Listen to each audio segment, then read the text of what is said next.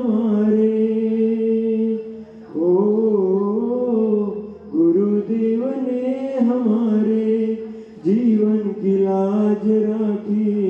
थोड़ा उधार हुआ है, थोड़ा है बाकी, थोड़ा उधार हुआ है, थोड़ा है बाकी, थोड़ा उधार हुआ है,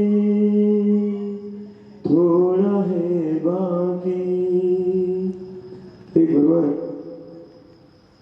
इस समोश रंग लगने से थोड़ा उधार जो धीरे धीरे हम सब में हो रहा है और वो उधार पूरा करना है, तो इसका हमारे इष्ट उपदेश के माध्यम से हमें हमारा एक उद्धार आत्मकल्याण निधि करे।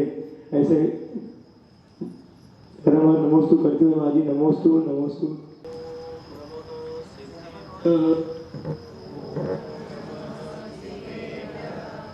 ओम नमः सिद्धेभ्यः, ओम नमः सिद्धेभ्यः। नमो अरिहन्ताणं,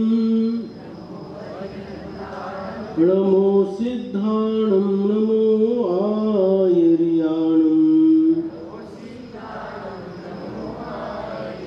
नमो वज्रायाणं,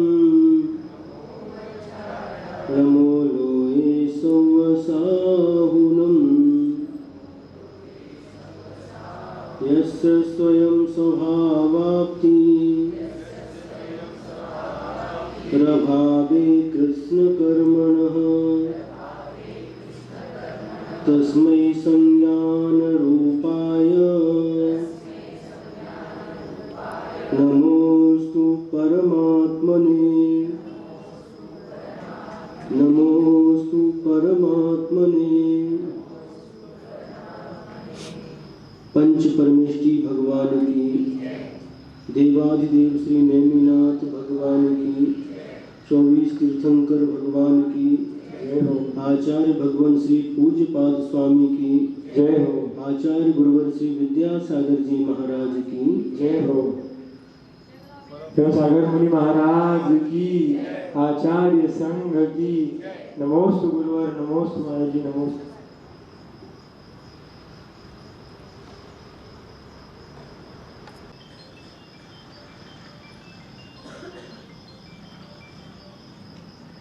जिन जिन के द्वारा,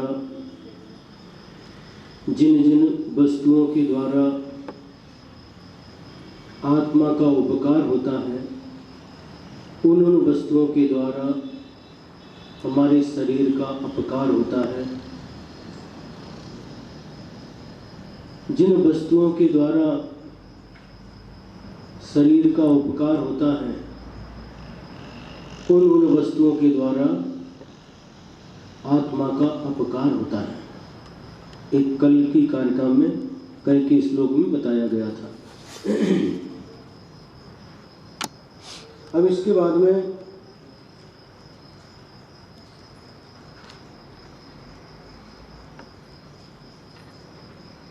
शिष्य ने पुनः प्रश्न किया, चाहे इसलोक संबंधी फल हो या परलोक संबंधी फल हो, इन दोनों ही फलों का प्रमुख कारण ध्यान है।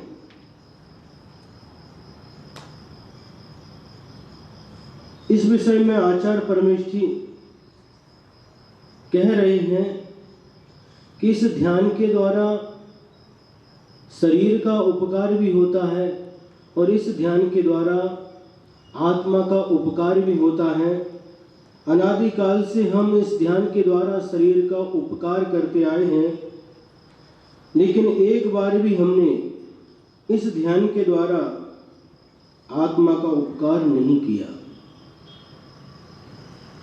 किस ध्यान के द्वारा आत्मा का उपकार होता है और किस ध्यान के द्वारा आत्मा का अपकार होता है, आगे के श्लोक में देखें। इतश्चिंतामणिर्दिव्या इतः पिंड्याकखंडकम् ध्यानेन चेदुभे लभ्ये क्वाद्रियन्तां विवेकिनः इतश्चिन्तामणिर्दिव्य इतः पिण्ड्याकखण्डकम् ध्यानेन चेदुभे लभ्ये क्वाद्रियन्तां विवेकिनः इतश्चिन्तामणिर्दिव्य इतः पिण्ड्याकखण्डकम् ध्यानेन चेदुभे लभ्ये क्वाद्रियन्तां विवेकिनः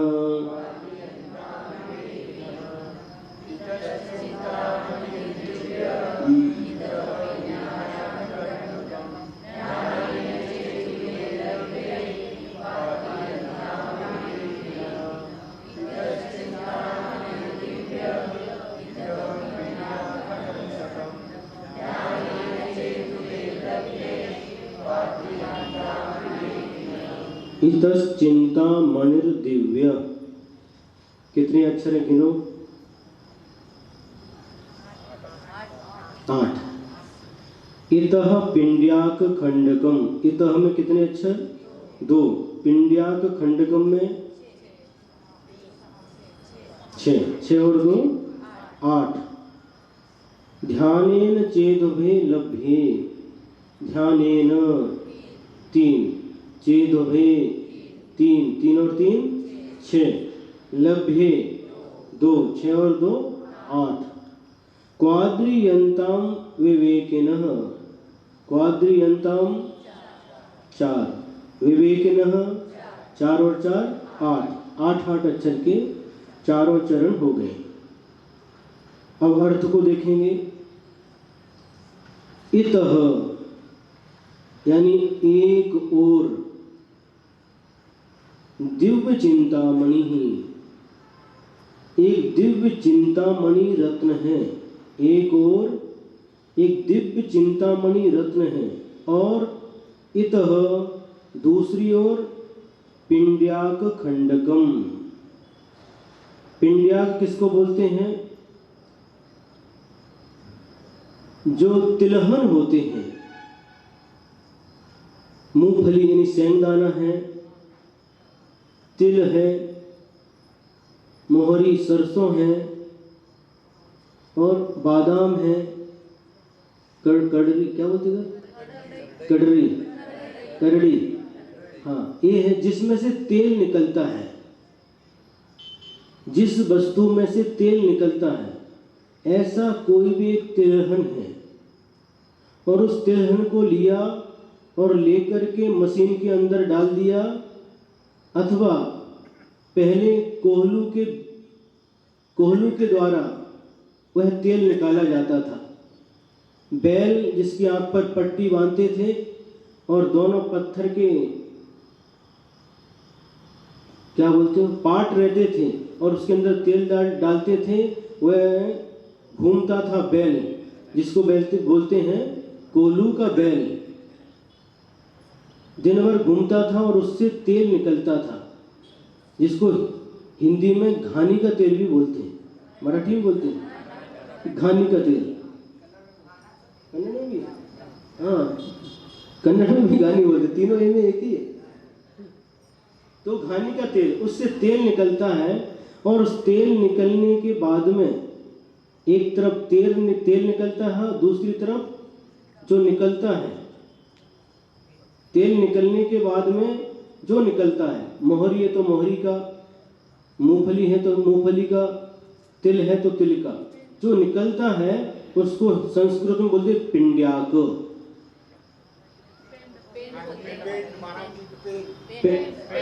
पेंड, पेंड, अच्छा, पेंड। हिंदी में उसको बोलते हैं खली, खली।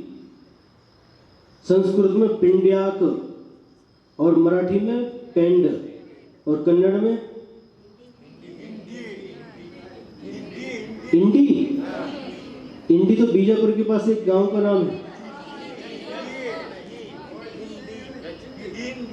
हिंदी, अच्छा हिंदी, हाँ, ये समझ में नहीं आता। हिंडी। तो तेल निकालने के बाद में जो बचता है, जिसको गाय खाती है, भैंस खाती है, जो पशु खाते हैं, और कई कई बार आप लोग भी खा जाते हैं।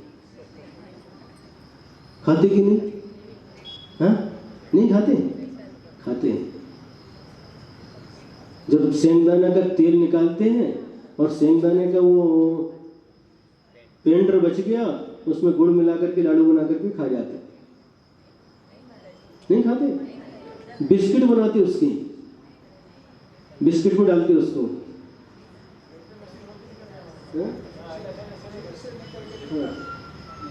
कई लोग खाते हैं, वो निकालता, मोहरी का कोई नहीं खाता, सेंगदाना का, तिल का, वो निकाल करके बादाम का निकलेगा तो कौन खा, क्या गाय को खिलाएंगे?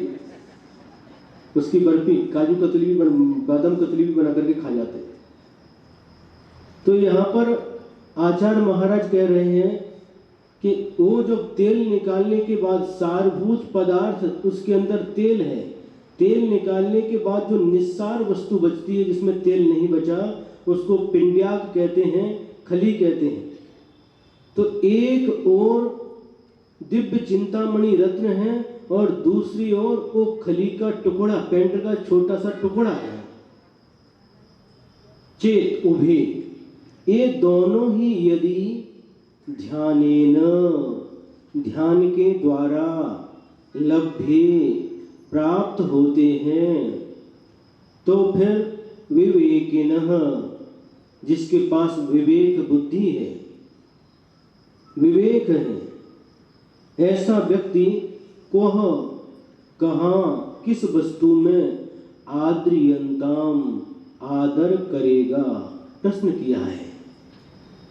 जिस ध्यान के द्वारा दिव्य चिंतामणि रत्न भी प्राप्त होता है और जिस ध्यान के द्वारा खली का टुकड़ा भी मिलता है, दोनों ही जब ध्यान के द्वारा प्राप्त होते हैं, तो विवेकी व्यक्ति किसमें आदर बुद्धि रखेगा?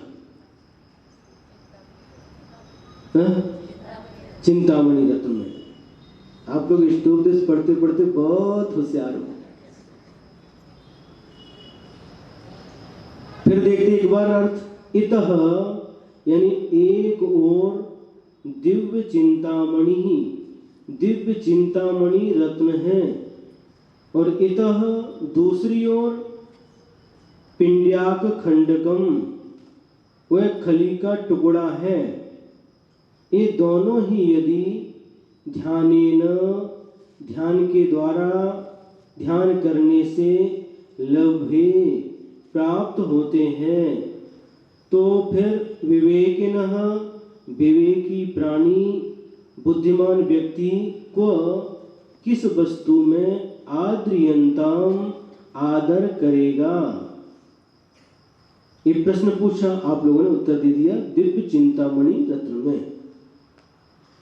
चिंतामणि रत्न है, कैसा है? दिव्य है। किसे कहते हैं दिव्य चिंतामणि रत्न? एक 12 भावना है, राजा राणा छत्रपति वाली, उसमें एक आता है, जांचे सुर तरु देय सुख, चिंतित चिंता रैन, बिन जांचे बिन चिंतिये, धर्म सकल सुख चैन। जोर से बोलो, क्या बोले? दैन, हाँ, सुख दैन। जांचे सुर तरु देय सुख, सुर यानी देव, तरु यानी वृक्ष, देव वृक्ष यानी कल्प वृक्ष। जांचे याचना करने पर देय सुख, सुख की सामग्री को दे देता है। जो कल्प वृक्ष होते हैं वो क्या करते हैं? 10 प्रकार के होते हैं। भोजनांग नाम के कल्प वृक्ष है, उनके सामने जाओ, हमको क्या क्या चाहिए, आपने जो बताया वो सब आपके मांगते ही दे देते हैं तुरंत।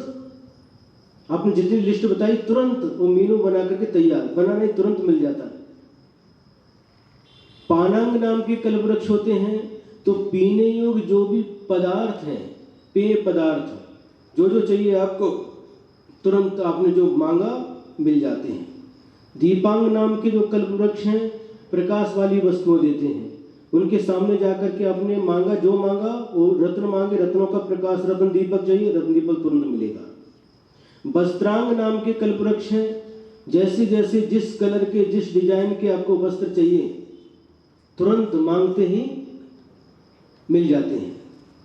भूषणांग नाम के कल्प वृक्ष होते हैं, उनके सामने जाकर के जो कुछ भी भूषण यानी दागिने, सोने के, रत्नों के, जो कुछ भी आपको चाहिए आप मांगेंगे तुरंत मिल जाएंगे। तो कल्प वृक्ष जांचे सुर तरु देय सुख, मांगने से इच्छित वस्तु को दे देता है। कौन? कल्प वृक्ष। चिंतित चिंता रैन, और चिंतामणि रत्न ऐसा होता है, मन में चिंतन किया वो वस्तु हाजिर है, मांगने की आवश्यकता नहीं, मन में सोचा वो वस्तु तुरंत आपके सामने हाजिर है। चिंतामणि रत्न की विशेषता है, जो चिंतित चिंता रहे, चिंतित चिंता रहे, जो कुछ भी मन में आपने सोचा तुरंत आपके सामने हाजिर है। ये चिंतामणि रत्न क्या होती है? जो मन में विचार आया, आज तो क्या अच्छी गाड़ी होनी चाहिए था, हमको उधर जाना है, गाड़ी तुरंत हाजिर है। जो चाहिए मन में सोचती वो वस्तु सामने हाजिर हो जाती है, वह चिंतामणि रत्न की विशेषता है। लेकिन आचार्य कह रहे हैं, बिन जांचे बिन चिंतये धर्म सकल सुख दें। धर्म एक ऐसा दिव्य चिंतामणि रत्न से भी आगे की वस्तु है, कल्प वृक्ष से भी आगे की वस्तु है। कल्प वृक्ष के सामने जाकर के मांगना पड़ता है, चिंतामणि रत्न के सामने चिंतन करना पड़ता है, विचार करना पड़ता है। लेकिन धर्म एक ऐसी वस्तु है जहां न मांगना पड़ता है न सोचना पड़ता है, बिना मांगे बिना सोचे वो वस्तु हमारे को प्राप्त हो जाती है। तो यहां पर कह रहे हैं एक और दिव्य चिंतामणि रत्न है, और एक और खली का टुकड़ा है। दोनों वस्तुएं यदि ध्यान के द्वारा प्राप्त होती हैं तो विवेकी व्यक्ति किस वस्तु में आदर करेगा? आप लोगों ने उत्तर दिया चिंतामणि रत्न में। तो अब हमें ये देखना है ध्यान के द्वारा ये सभी प्राप्त होते हैं। ध्यान कितने प्रकार के होते हैं और उन ध्यानों में से कौन से ध्यान चिंतामणि रत्न के समान हैं और कौन से ध्यान खली के टुकड़े के पेंड के टुकड़े के समान हैं, ये अपन को आज विचार करना है। आज के श्लोक बहुत अच्छा है, बहुत अच्छे से अपन को समझना है।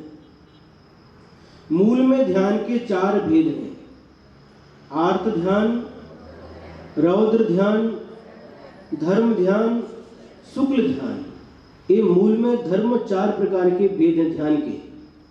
अब इसके जब हम प्रभेद करते हैं, भेद के भी जब भेद करते हैं तो ये चारों ही ध्यान 4 प्रकार के होते हैं।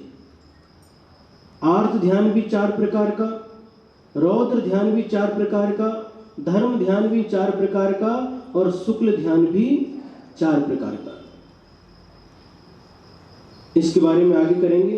पहले हमें यह समझना है इन 4 प्रकार के ध्यानों में 2 ध्यान शुभ ध्यान है और 2 ध्यान अशुभ ध्यान है। आर्त ध्यान और रौद्र ध्यान ये अशुभ ध्यान है, धर्म ध्यान और शुक्ल ध्यान ये शुभ ध्यान है।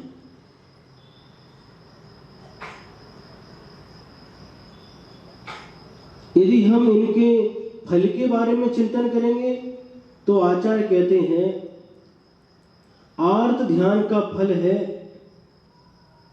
आगामी पर्याय में त्रिंच के रूप में जन्म लेना।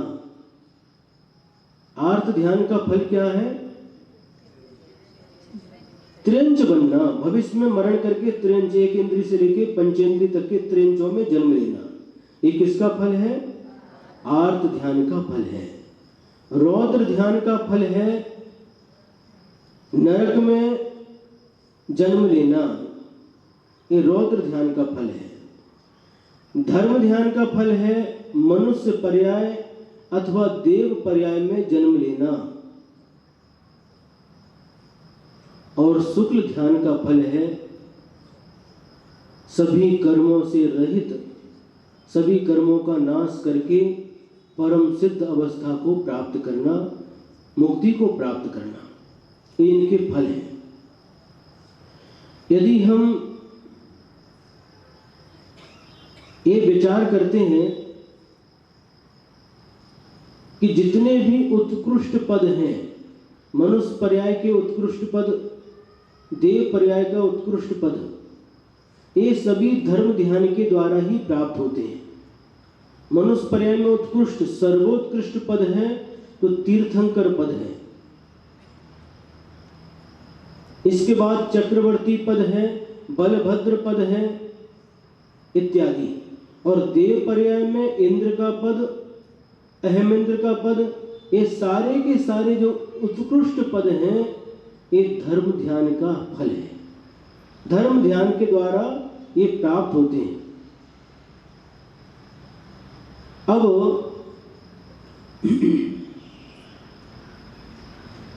इनके हम जब उत्तर वेदों के बारे में चिंतन करते हैं तो चारों ही ध्यान चार चार प्रकार के हैं।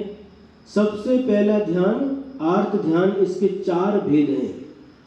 पहला इष्ट वियोगज नाम का आर्त ध्यान, दूसरा अनिष्ट संयोगज नाम का आर्त ध्यान, तीसरा पीड़ा चिंतन अथवा वेदनानुभव नाम का आर्त ध्यान। दो नाम है इसके, पीड़ा चिंतन आर्त ध्यान और वेदनानुभव, वेदना का अनुभव रूप, ये तीसरा आर्त ध्यान है। और निदान बंध नाम का ये चौथा आर्त ध्यान है। अब ये कैसे कहते थोड़ा सा समझते हैं। इष्ट वियोगज आर्त ध्यान, इष्ट किसको कहते हैं? जो हमारे लिए प्रिय है। जो ग्रंथ का स्वाध्याय चल रहा है इसका नाम है इष्टोपदेश। इष्ट और उपदेश ये दो शब्द मिलकर के इष्टोपदेश शब्द तैयार हुआ है। इष्ट उपदेश माने जो हमारे लिए इष्ट है, हमारे लिए प्रिय है, हमारे लिए हितकारी है, ऐसा हितकारी उपदेश, इष्ट उपदेश जिसमें दिया गया है उस ग्रंथ का नाम है इष्टोपदेश। तो इष्ट का जो पहला अर्थ ध्यान है इष्ट वियोगज, इष्ट वस्तु थी और उसका वियोग हो गया। उस समय जो हमारे आत्मा संक्लेश का अनुभव करता है, विकलता का अनुभव करता है, उसको कहते हैं इष्ट वियोगज आर्त ध्यान। आपके लिए प्रिय था, आपका भाई भी हो सकता है, माँ भी हो सकती है, पिता भी हो सकता है, बच्चे भी हो सकते हैं, पति या पत्नी भी हो सकते हैं, जो हमारे लिए इष्ट था, जिनसे हमारा स्नेह था, जिनसे हमारा प्रेम था, और उनका वियोग हो गया। और वियोग होने के बाद जब हमारा आत्मा उसके वियोग के कारण से जिस अवस्था को प्राप्त हुआ, जिस रूप परिणमन किया, उसका नाम है इष्ट वियोगज आर्त ध्यान। अब मरण हो गया, मरण होने के बाद वो हमारे लिए इष्ट था और उनका वियोग होने के कारण से अब कहीं पर भी मन लगता नहीं। ऐसी ऐसी परिस्थिति बन जाती है कि ऐसी अवस्था में कई व्यक्ति धर्म को ही छोड़ देते हैं। इष्ट का वियोग होने के बाद में धर्म को ही छोड़ देते हैं। नागपुर की एक घटना है, 2008 में रामटेक में चातुर्मास हुआ गुरुदेव के साथ, और चातुर्मास पूरा करके नागपुर में एक कॉलोनी है, उसका नाम है तुलसी नगर। वहाँ का पंच कल्याणक होना था। वहाँ की कमेटी, नागपुर की समाज बार बार गुरुदेव के चरणों में निवेदन कर रही थी कि पंच कल्याणक आपके हाथ से हो, आपके सानिध्य में हो। और गुरुदेव ने चातुर्मास पूरा होने के बाद में नागपुर की ओर विहार किया। पूरा संघ हम लोग नागपुर गए और नागपुर में उसी समय एक घटना घटी। जब नागपुर में प्रवास था उसी समय एक घटना घटी। एक परिवार था और परिवार बहुत धार्मिक था, बहुत 8-10 लोगों का परिवार था। एक लड़की थी, वो भी धार्मिक थी। भगवान का पूजन करना, दर्शन करना, आहार दान करना, नमोकार मंत्र का जाप करना, ये सारे के सारे कार्य करती थी। एक घटना घटी, उसकी जो माँ थी, दादी दादा भी थे, माँ भी थी, तो माँ अचानक बीमार पड़ी, उसको बुखार आया। और बुखार आने के बाद में डॉक्टर को दिखाया। डॉक्टर ने कहा इसको तो बड़े हॉस्पिटल में भर्ती करना पड़ेगा, और वहाँ पर उनको भर्ती कर दिया। और 2 दिन के अंदर ही उसकी डेथ हो गई। किसकी? वो लड़की की जो माँ थी, उसकी डेंगू हुआ था और डेथ हो गई, उसका मरण हो गया। तो लड़की इतनी विपरीत हो गई। 13 दिन हो गए, महीना हो गया, 2 महीना हो गए, लेकिन फिर भी न मंदिर जाना, न महाराज के पास जाना। दादी दादा कहते चलो महाराज के पास चलो, चलो आहार देंगे, मंदिर में भगवान की तरफ क्या करना मंदिर जाकर के। मेरी माँ ने इतना धर्म किया जीवन भर तक, भगवान का पूजन करती थी, डेली आहार दान करती थी, नमोकार मंत्र का जाप करती थी, सामायिक करती थी, स्वाध्याय करती थी, क्या फल मिला उसका? मुझे कुछ धर्म नहीं करना, तुमको जो करना करो, हमको धर्म करने के लिए बोलना नहीं। इष्ट वियोगज आर्थ ध्यान, जब यह आर्थ ध्यान होता है इष्ट का वियोग होने के बाद, तो धर्म के प्रति भी अश्रद्धा उत्पन्न हो जाता। किसी किसी को, हर किसी को नहीं होता, किसी किसी को वैराग्य उत्पन्न हो जाता है। एक ही घटना को देख करके एक व्यक्ति के अंदर वैराग्य का भाव उत्पन्न हो जाता है। संसार की अनित्यता का चिंतन करता है, शरीर की क्षण भंगुरता का चिंतन करता है, और संसार शरीर भोगों से उदासीन होकर के आत्म कल्याण के मार्ग पर लग जाता है। और दूसरा व्यक्ति उस इष्ट वियोग के कारण से इतना दुखी होता है, इतना दुखी होता है, उस धर्म को ही छोड़ देता है। ये किसका परिणमन है? इसी इष्ट वियोगज नाम का आर्थ ध्यान उसका। बहुत समझाया उस लड़की को। रामटेक में नागपुर पंच कल्याणक होने के बाद पुनः आचार्य श्री रामटेक गए और 2-2.5 महीने फिर रामटेक में थे। बार बार कहा, उसको मारा ही लोगों ने भी कहा एक बार आचार्य श्री के पास लाओ, लेकिन आने के लिए तैयार नहीं। अरे मरण हुआ है, आयु क्षयेण मरणम, आयु कर्म का क्षय होने से मरण होता है, धर्म करने से मरण नहीं होता। मरण तो आयु कर्म का नाश होने से होता है। लेकिन परिस्थिति, ये मोह की परिणति किस प्रकार की हो जाती है और किस प्रकार से जीव को परिणमन कराती है। जो धर्म सुख देने वाला है, बिन जांचे बिन चिंतये धर्म सकल सुख देन, सभी सकल यानी सभी प्रकार का बिना चिंतन किए, बिना मांगे ये धर्म, जिनेंद्र भगवान के द्वारा कहा हुआ धर्म सकल यानी सभी प्रकार के सुख को देने वाला है।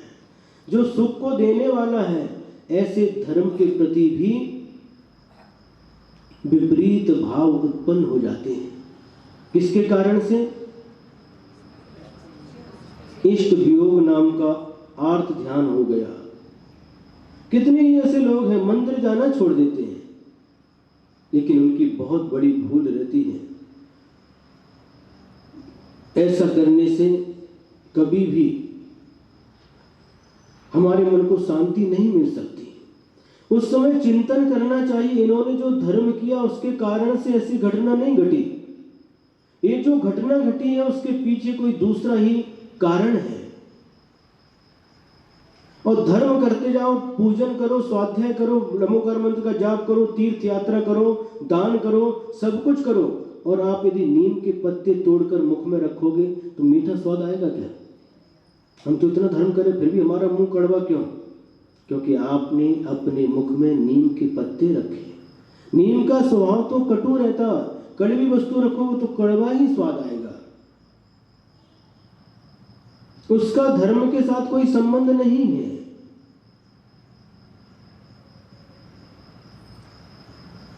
एक बार की बात है, एक नगर में एक दिगंबर मुनिराज का आगमन हुआ। लोग बहुत भक्ति भाव से, बहुत वाद्यों के साथ में, जय घोष के साथ मुनिराज को उत्साह के साथ नगर में लेकर के आए। वहां पर उनका उपदेश हुआ। उपदेश सुनने के बाद सभी लोगों ने अपनी अपनी शक्ति के अनुसार नियम धारण किया, कोई ना कोई प्रतिज्ञा ली।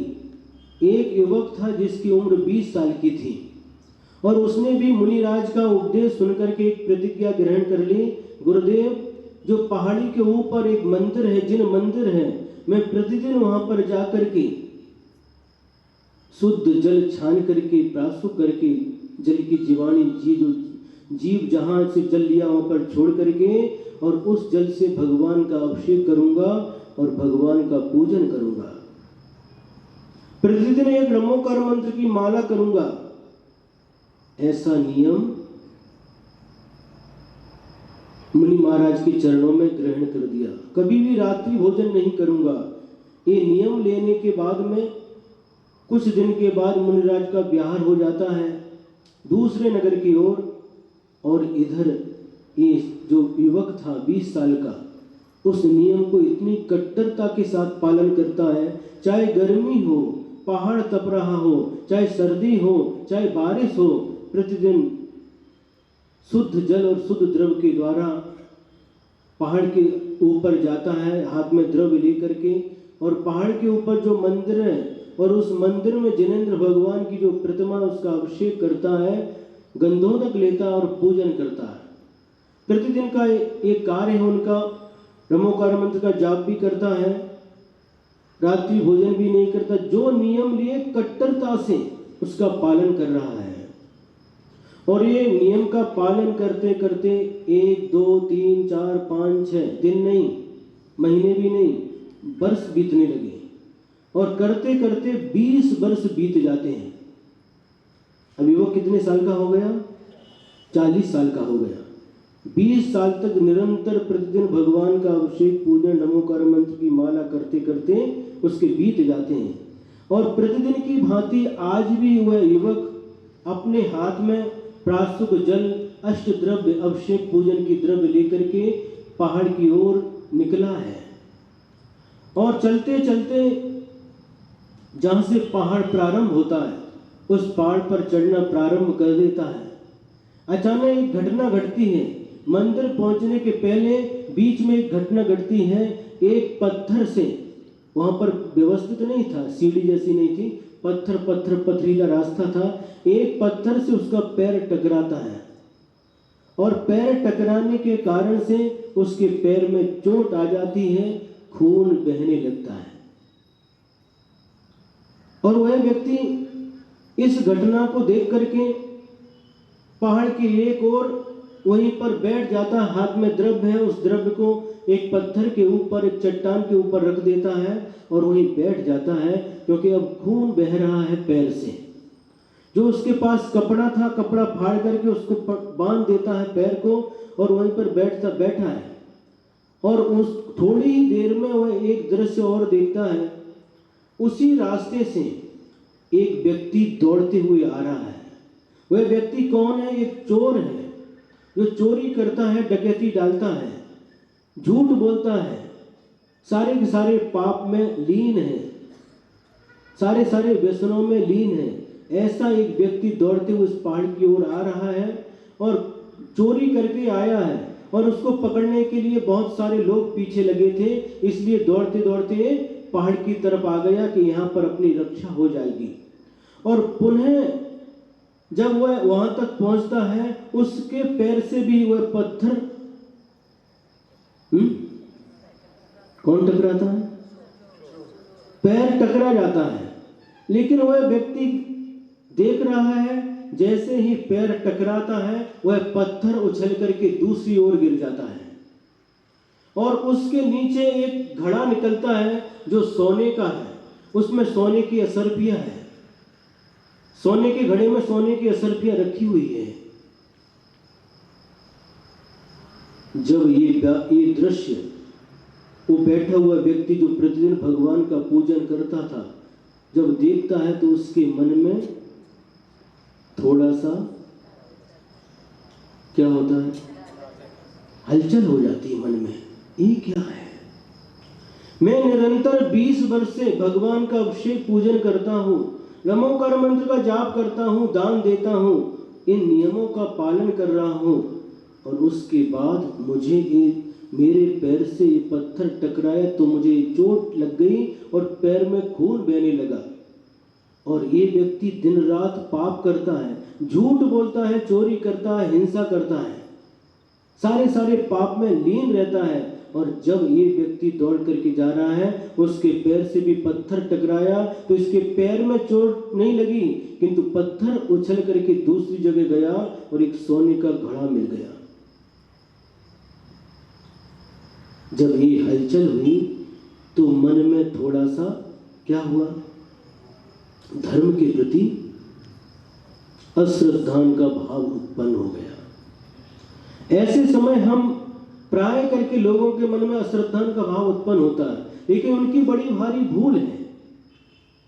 कभी भी जिनेंद्र भगवान के द्वारा कहे गए धर्म के प्रति कैसी भी परिस्थिति आने दो, अश्रद्धान नहीं करना। क्योंकि जिनेंद्र भगवान ने कहा है हमारे जीवन में जो कुछ भी अच्छा या बुरा होता है वो अतीत में किए हुए कर्मों का हमारे द्वारा, हमारी आत्मा ने जो अतीत में जैसा कर्म किया है उसका ही फल हमको मिलता है। एक जैन सिद्धांत है और एक मजबूत सिद्धांत है। इसी सिद्धांत के ऊपर सारा का सारा सिद्धांत टिका हुआ है। लेकिन जब परिस्थिति विपरीत बनती है तो हम इस सिद्धांत को भूल जाते हैं और उपादान की शक्ति को भूल करके निमित्त की ओर टूट पड़ते हैं। इसने ऐसा किया, इसके कारण से ऐसा हुआ। और वह व्यक्ति बैठ करके सोच रहा है, मन में अश्रद्धान हो गया, अरे कुछ भी धर्म का कोई फल नहीं है।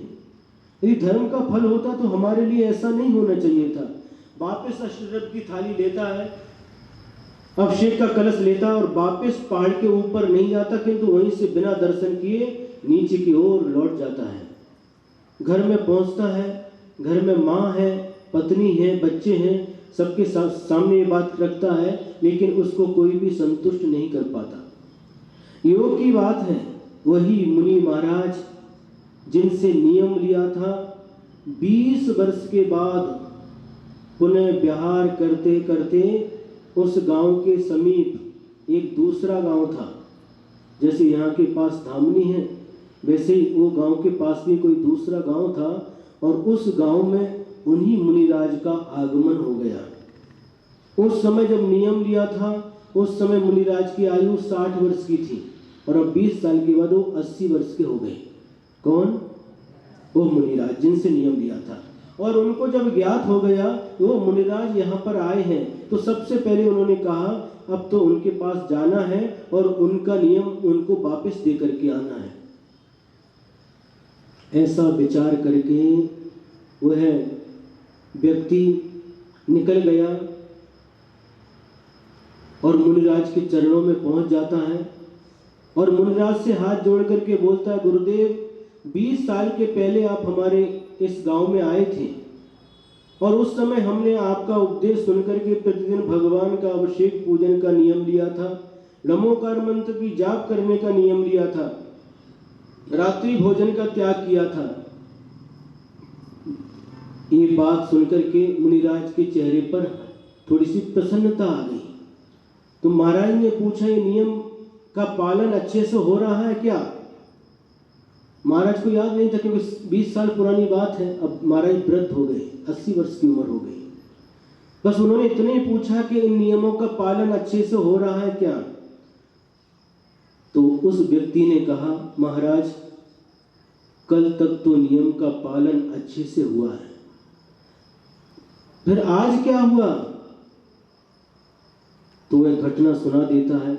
प्रतिदिन की भांति आज भी मैं अष्टद्रव्य का थाल लेकर के शुद्ध प्राशुद्ध जल लेकर के भगवान के अभिषेक पूजन के लिए पहाड़ के ऊपर जा रहा था।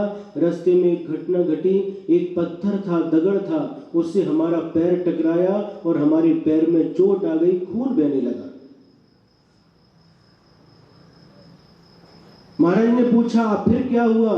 मैं एक किनारे बैठ गया और थोड़ी ही देर में उसी रास्ते से एक चोर जो सभी पापों में आसक्त था वहां से दौड़ता हुआ आया और उसके पैर से भी वही पत्थर टकराया, लेकिन उसके पैर में चोट नहीं आई, किंतु पत्थर उछल करके दूसरी जगह गिर गया और पत्थर हटने से वहां पर एक सोने का घड़ा प्राप्त हुआ जिसमें सोने की मोहरें रखी हुई थी।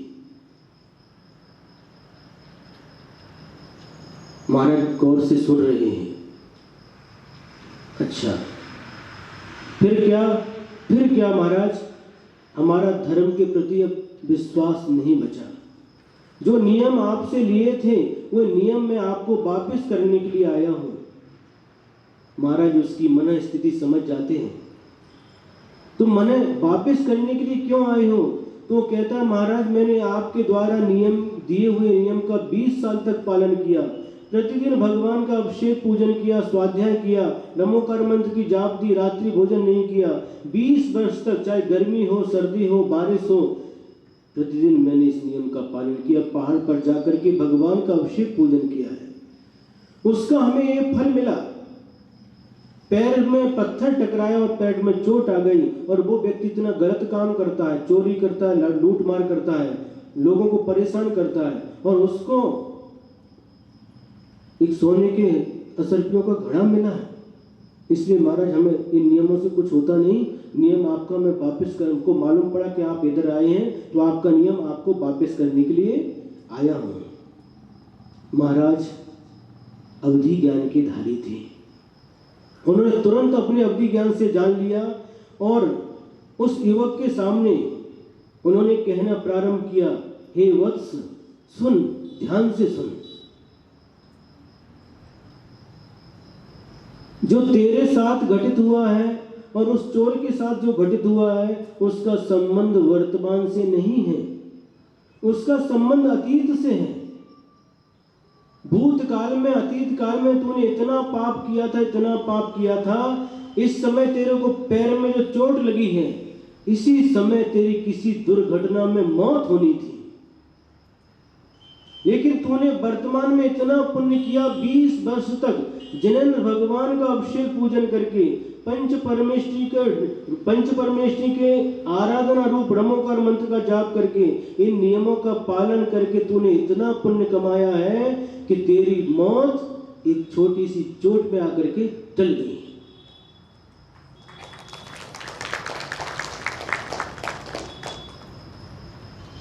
ये सुनकर के एकदम दंग रह गया वो। क्या ऐसा है महाराज? हाँ, इसी अगर तू पूजा नहीं करते, पुण्य नहीं कमाते तो तेरी उसी समय मौत होनी थी दुर्घटना में। लेकिन वीतरागी जिनेंद्र भगवान की भक्ति करते करते तूने उस पाप को इतना छीन कर दिया, ऐसे पुण्य कर्म का आश्रय कर लिया, वह मौत थोड़ी सी चोट दे करके चली गई। तो महाराज उस व्यक्ति का भी अतीत के साथ संबंध है।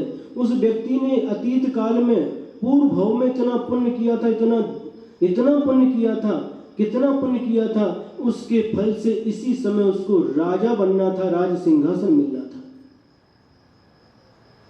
लेकिन वर्तमान में ये पाप करते करते इतना पाप कमा लिया कि जो उन पर राज सिंहासन मिलना था, राजा बनना था, एक छोटी सी सोने का घड़ा और उतनी असरपी में उसका पुण्य उतना सीमित होकर के रह गया।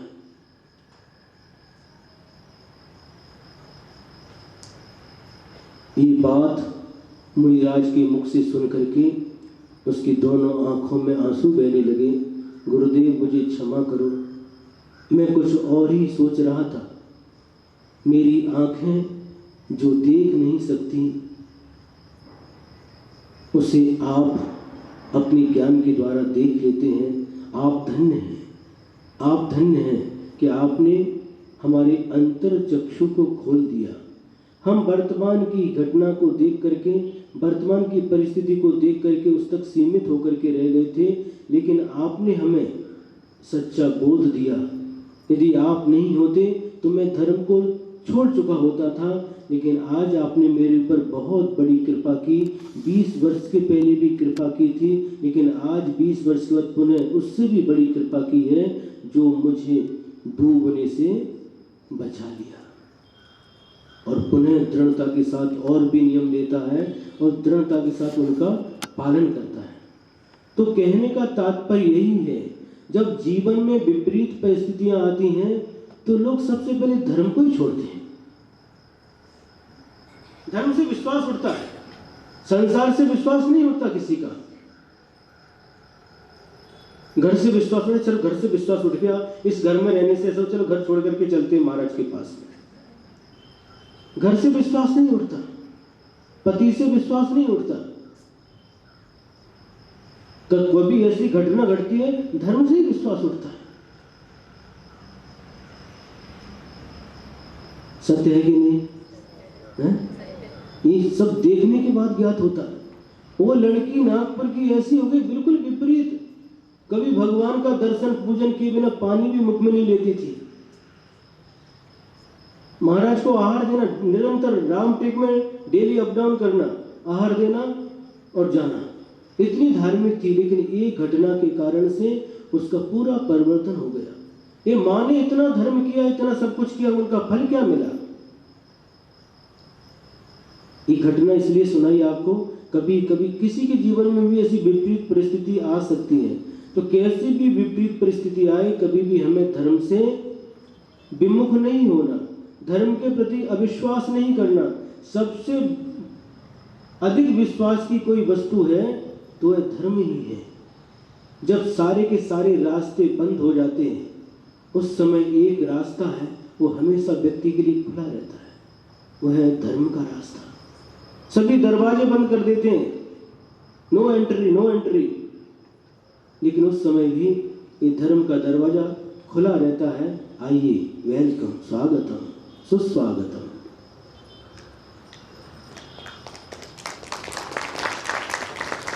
ऐसे पतितों को पावन बनाने वाला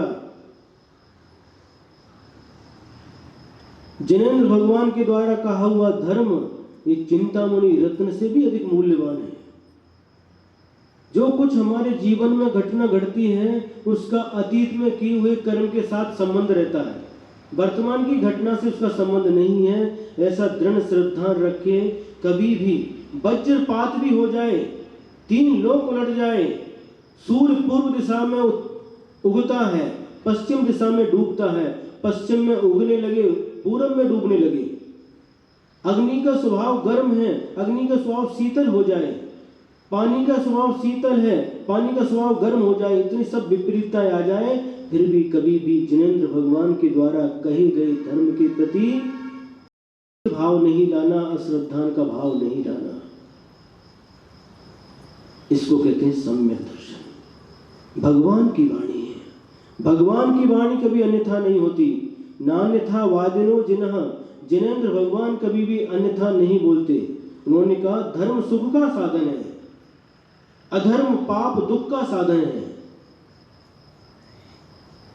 लेकिन उसने क्या समझ लिया कि हमने पूजा की इसलिए हमको चोट लग गई। अरे पूजा करने से चोट नहीं लग गई, चोट तो आपने अतीत में ऐसा जो कार्य किया था, मृत्यु होनी थी और चोट धर्म के प्रभाव से ये मौत टल गई और छोटी सी चोट में वह समाप्त हो गई। तो ये इष्ट वियोगज नाम का अर्थ ध्यान।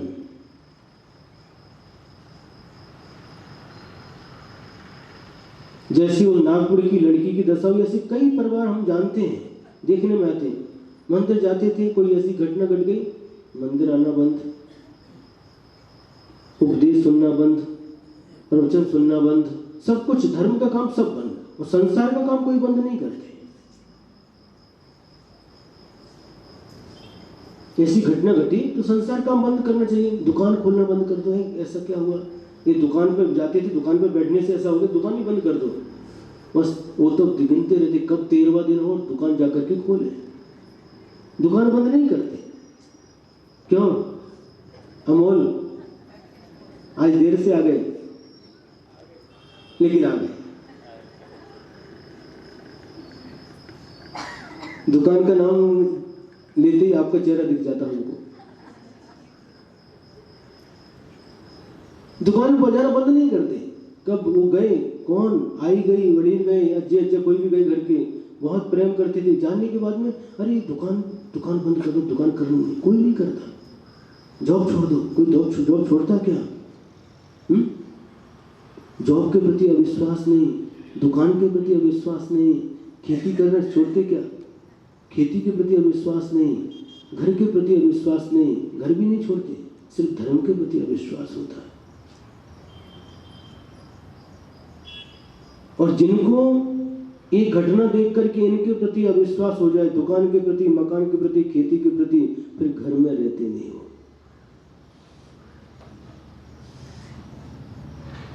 घर में नहीं रह सकते। फिर ये अविश्वास की वस्तु है, ये विश्वास के योग्य नहीं है। जिनके ऊपर मैंने विश्वास किया वो वास्तव में विश्वास के योग्य वस्तु नहीं है, और जिनके ऊपर मैंने विश्वास नहीं किया, ऐसा जिनेंद्र भगवान का धर्म, उनकी वाणी, उनकी आज्ञा, यही हमारे लिए विश्वास के योग्य है। अनादिकाल से हमने जिनेंद्र भगवान के मार्ग पर विश्वास नहीं किया, इसलिए संसार में दर दर की ठोकरें खाते हुए भटक रहे हैं। मैं सत्य बोल रहा हूं कि नहीं? है सत्य। कोई भी घर के काम, संसार के कोई भी काम नहीं, कोई भी मरने दो, 13 दिन तक रोएंगे गाएंगे, फिर वही घोड़ा वही मैदान, वही घोड़ा वही मैदान, वही दुकान वही घर, वही खेती, जो कुछ था पूर्ववत चालू हो जाता है। थोड़े दिन के बाद फिर जैसा का तैसा हो जाता है। क्या? इसलिए संसार में कोई विश्वास के योग्य नहीं, न बेटा न सोन।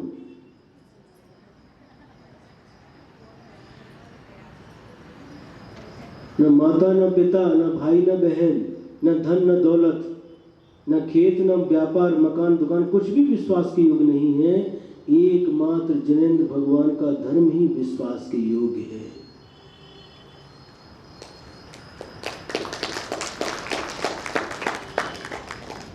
दृढ़ विश्वास रखो। तो ये इसमें समय हो गया। पहला ये इष्ट वियोगज नाम का आर्त ध्यान है। दूसरा अनिष्ट संयोगज, इष्ट का वियोग हो गया तो उस समय जो आत्मा अनुभव करती है उसको इष्ट वियोगज धर्म ध्यान कहते हैं। और अनिष्ट का संयोग होने पर जो आत्मा दुख का अनुभव करती है उसका नाम है अनिष्ट संयोगज नाम का आर्त ध्यान। जिसको हम नहीं चाहते उसका संयोग हो गया। पहले बहुत उत्साह के साथ, बहुत उत्सव के साथ घर में सोन को लेकर के आ गए। बहुत ढोल बाजे, क्या ढाल तमाशा, क्या बैंड बाजा, बहुत उत्साह के साथ लाडू बांटे, पेड़ा बांटे, सबको मिठाई खिलाई। और थोड़े दिन के बाद ही क्या हो गया?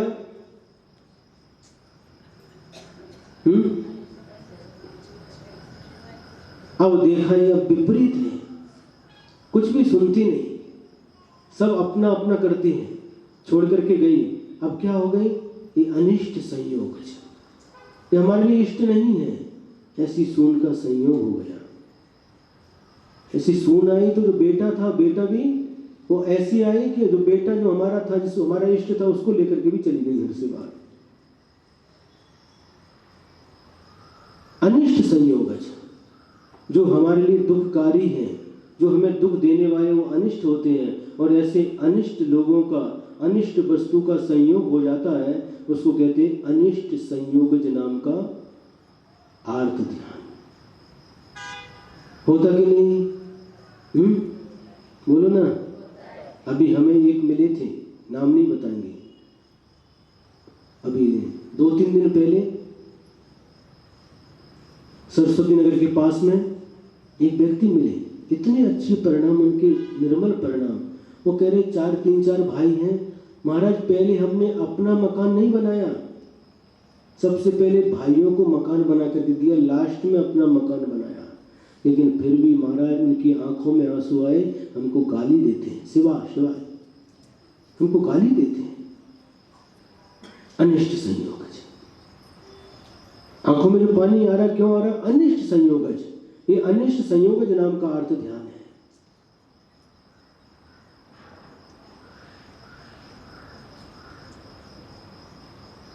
तीसरा है पीड़ा चिंतन। जब शरीर में कोई व्याधि उत्पन्न हो जाती है, रोग उत्पन्न हो जाता, तो रात दिन उसी का ध्यान चलता रहता है। चलता कि नहीं है? पेट में दर्द हो रहा तो ध्यान कहाँ रहता है? दुकान में। कहाँ रहता ध्यान? बोलो। पेट में दर्द हो रहा तो ध्यान का दुकान में रहता कि नहीं? शनिवार हो फिर भी दुकान पे नहीं जाता, पूरा ध्यान पेट में रहता है। जिस दिन डोका दुखता तो डोका में ध्यान जाता है।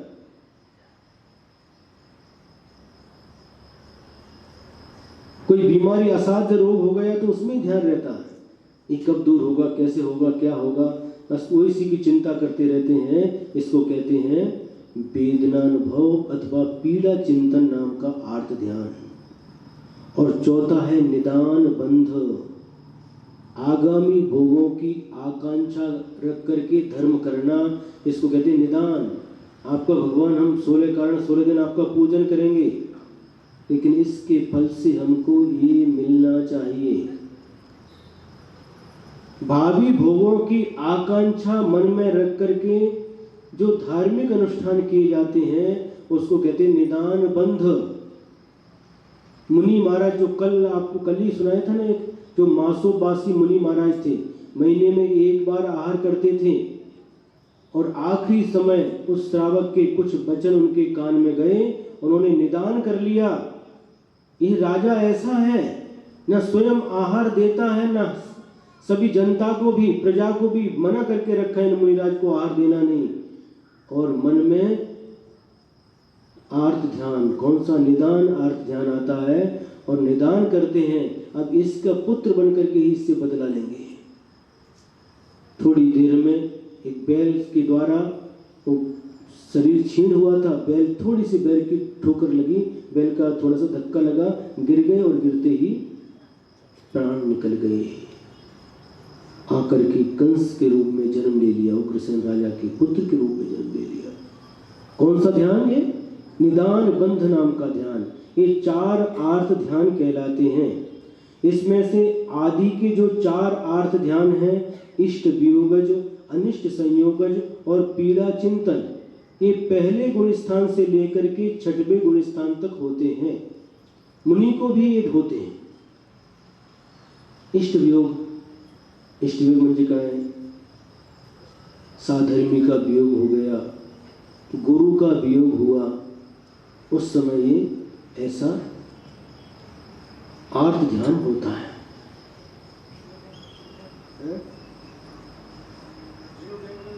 लेकिन वो आर्त ध्यान की कोटि में आएगा ना, आर्त ध्यान है पहले से 6वें गुण स्थान तक। और उसके प्रशस्त 2 भेद कर सकते हैं। लेकिन निदान बंध नाम का जो ध्यान है पहले से 5वें गुण स्थान तक होता है। तो मुनि महाराज ने जब निदान बंध किया तो ऊपर के गुण स्थान से नीचे 5वें के नीचे ही आ गए, तभी निदान बंध होता है। ये 4 प्रकार का जो आर्त ध्यान है, आचार्य कहते हैं ये आर्त ध्यान त्रिंच गति का कारण है, त्रिंच पर्याय में ले जाने वाला है। त्रिंच बनना है क्या? नहीं बनना। तो इस आर्त ध्यान से बचना चाहिए। अब आगे जो दूसरा ध्यान रौद्र ध्यान है, उसके भी 4 भेद होते हैं।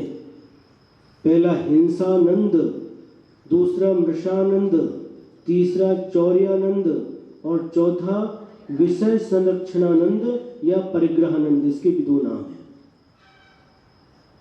ये 4 प्रकार का रौद्र ध्यान होता है। और ये रौद्र ध्यान नरक गति का कारण है, नरक में जन्म करवाने वाला है। हिंसानंद किसे कहते हैं? हिंसा करने में आनंद मानना। हिंसा करने में आनंद है कि नहीं? लेकिन ऐसा व्यक्ति जो हिंसा में आनंद मानता है। अमरावती में जब थे तो देखा, चंद्रप्रभु भगवान का एक मंदिर है, वहां के दर्शन करने गए थे। सुबह सुबह एक बुड्ढा बाहर बैठा और वो क्या बच्चे खेलते उससे बैट लेकर के बैठा। हमने सोचा ये बुड्ढा भी बैट खेलते, इतना बुड्ढा होकर के। पहली बार उसको देखा था वहां पर, और देखा बाद में जब मंदिर से दर्शन करके आए तो ऐसे हमारा चट चट की आवाज किसकी आ रही पूछा तो किसी ने बताया हमारे मच्छर मार दास को मार रहे हैं। ये हिंसा, और खुश हो रहा है। हिंसानंद रौद्र ध्यान नरक आयु का कारण।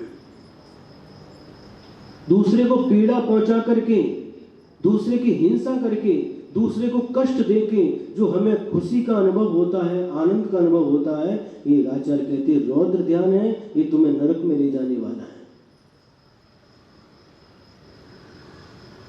पर को दुखी करके सुख का अनुभव करना।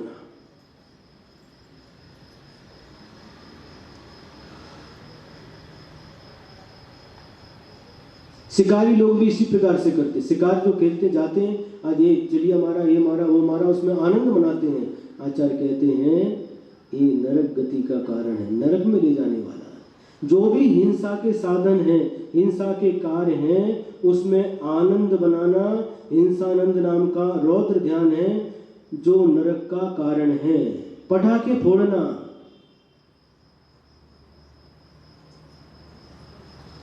कई बार पशु पक्षियों के साथ भी ऐसे अत्याचार किए जाते हैं और खुश होते हैं, लड़ाते हैं। उसमें दो मुर्गी को लड़ाते हैं, बैल की रेस कराते हैं, बैल की घोड़े की बैल की रेस कराते हैं। इनमें जो हिंसा होती है, आपस में मारते हैं आपस में। ये हमें किसी ने बताया, वो मुर्गी उनके पैर में ब्लेड बांध देते हैं और ऐसा लड़ाते हैं। आपस में सब लोग बैठते हैं, तालियां बजाते हैं। ये सभी आर्त ध्यान करते हैं। आपस में वो झगड़ते हैं, एक दूसरे से ब्लेड से लहू लुहान हो जाते हो। मुर्गी कोमड़ी और इसमें जो आनंद मनाते, देख करके खुश होते, भीड़ जमा होती, सारी की सारी भीड़ आर्त रौद्र ध्यान करती है।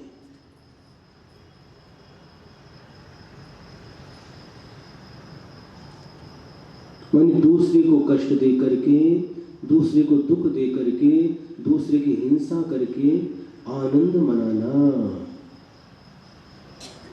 जाकर के अंडे खाना और आनंद मनाना बहुत अच्छा है। अब बॉडी अच्छी बनेगी। जिम जाना और अंडे खाना, वेज नॉन वेज होटल पर जाकर के खाना, ये सब हिंसानंद नाम के आर्त ध्यान के अंदर। लॉन्च,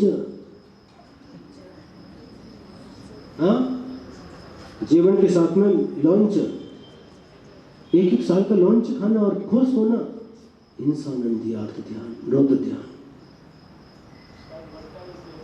वही तो कह रहे हैं, स्वाद तो बढ़ता, पाप भी बढ़ता है।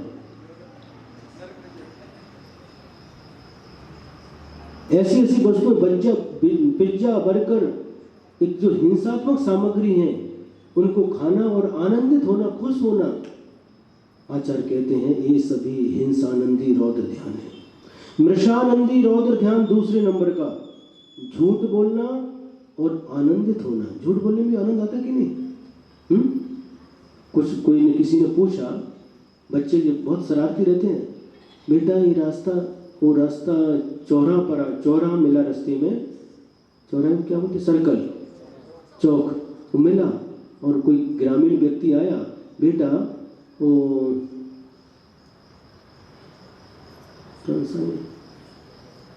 कुपवाड़ का रास्ता कौन सा है? और जो कुपवाड़ को जाता था वो नहीं बता करके दूसरा बता दिया, और बुढ़ा उसके ऊपर चला गया और खुश होकर के ताली बजा रहे। मृषानंदी रौद्र ध्यान। झूठी गवाही दे दी, कोर्ट मैटर हो गया और जाकर के झूठी गवाही दे दी और वो फंस गया। जो निर्दोष था उसके प्रति झूठी गवाही दे दी, फंस गया, केस हार गया, आनंदित हो गए, मिठाइयां बांटने लगे।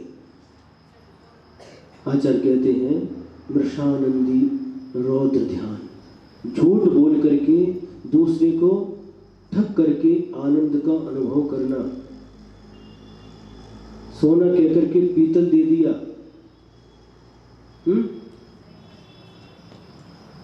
जितने भी मिलावट के काम होते हैं ना, क्या क्या मिलावट के काम होते हैं? काली मिर्च, उसमें पपई के बीज मिला करके बेच दिए। पपई के बीज और काली मिर्च एक जैसी दिखती है और आनंदित हो गए, वाह पपई के बीज सब काली मिर्ची के भाव में बेच दिए, आनंद मनाया।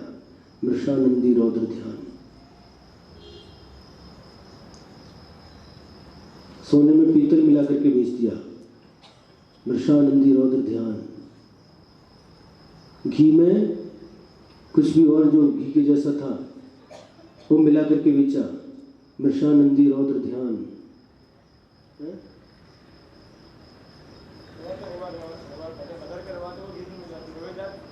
हाँ ये हमें मालूम नहीं था। आज अमोल भैया बता रहे हैं घी में रवा आता, रवा तो रवा को भी घी में मिलाते थे, रवादार घी दिखता उसमें। ये सब जितने भी कार्य हैं ये मृषानंदी रौद्र ध्यान है। वो व्यक्ति इस प्रकार का कार्य करके समझता है कि हमने उसको ठग लिया, लेकिन उसको ठगा उसके पहले स्वयं को ठग लिया, उसको धोखा दिया उसके पहले स्वयं को धोखा दिया। आचार्य कहते हैं ऐसा ही मृषानंदी रौद्र ध्यान भी नरक आयु के बंध का कारण है, नरक में ले जाने वाला है। अब तीसरा जो है उसका नाम है चौर्यानंद, चोरी करना और आनंद मनाना। अरे उनको तो मालूम नहीं पड़ पाया और हमने उसकी जेब काट ली। जेब काटती है।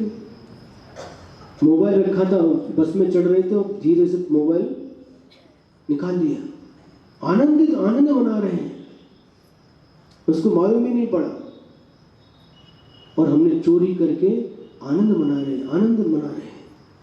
ये कौन सा ध्यान है? चौर्यानंद नाम का रौद्र ध्यान। चोरी करना और आनंद मनाना। लाइट का भी ऐसा करते हैं, लाइट में कनेक्शन क्या करते हैं मालूम नहीं, उसको निकालते हैं, उसमें वो मीटर में आता नहीं, वो बहुत अच्छा हो गया।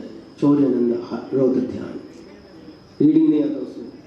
चौर्यानंद नाम का रौद्र ध्यान। कहीं कहीं ऊपर से ऐसे तार से भी क्या करते हैं, उसके ऊपर जो गया है ना वो, उसके ऊपर से डायरेक्ट लेते हैं उससे। जो कुछ भी ये कार्य है ये चौर्यानंद नाम के रौद्र ध्यान कहलाते हैं। आनंद मानना, चोरी करना और आनंद मानना उसमें, चौर्यानंद नाम का रौद्र ध्यान। और अंतिम है परिग्रहानंद, परिग्रह इकट्ठा करना और उसमें आनंद मानना। क्या बोला बेटे?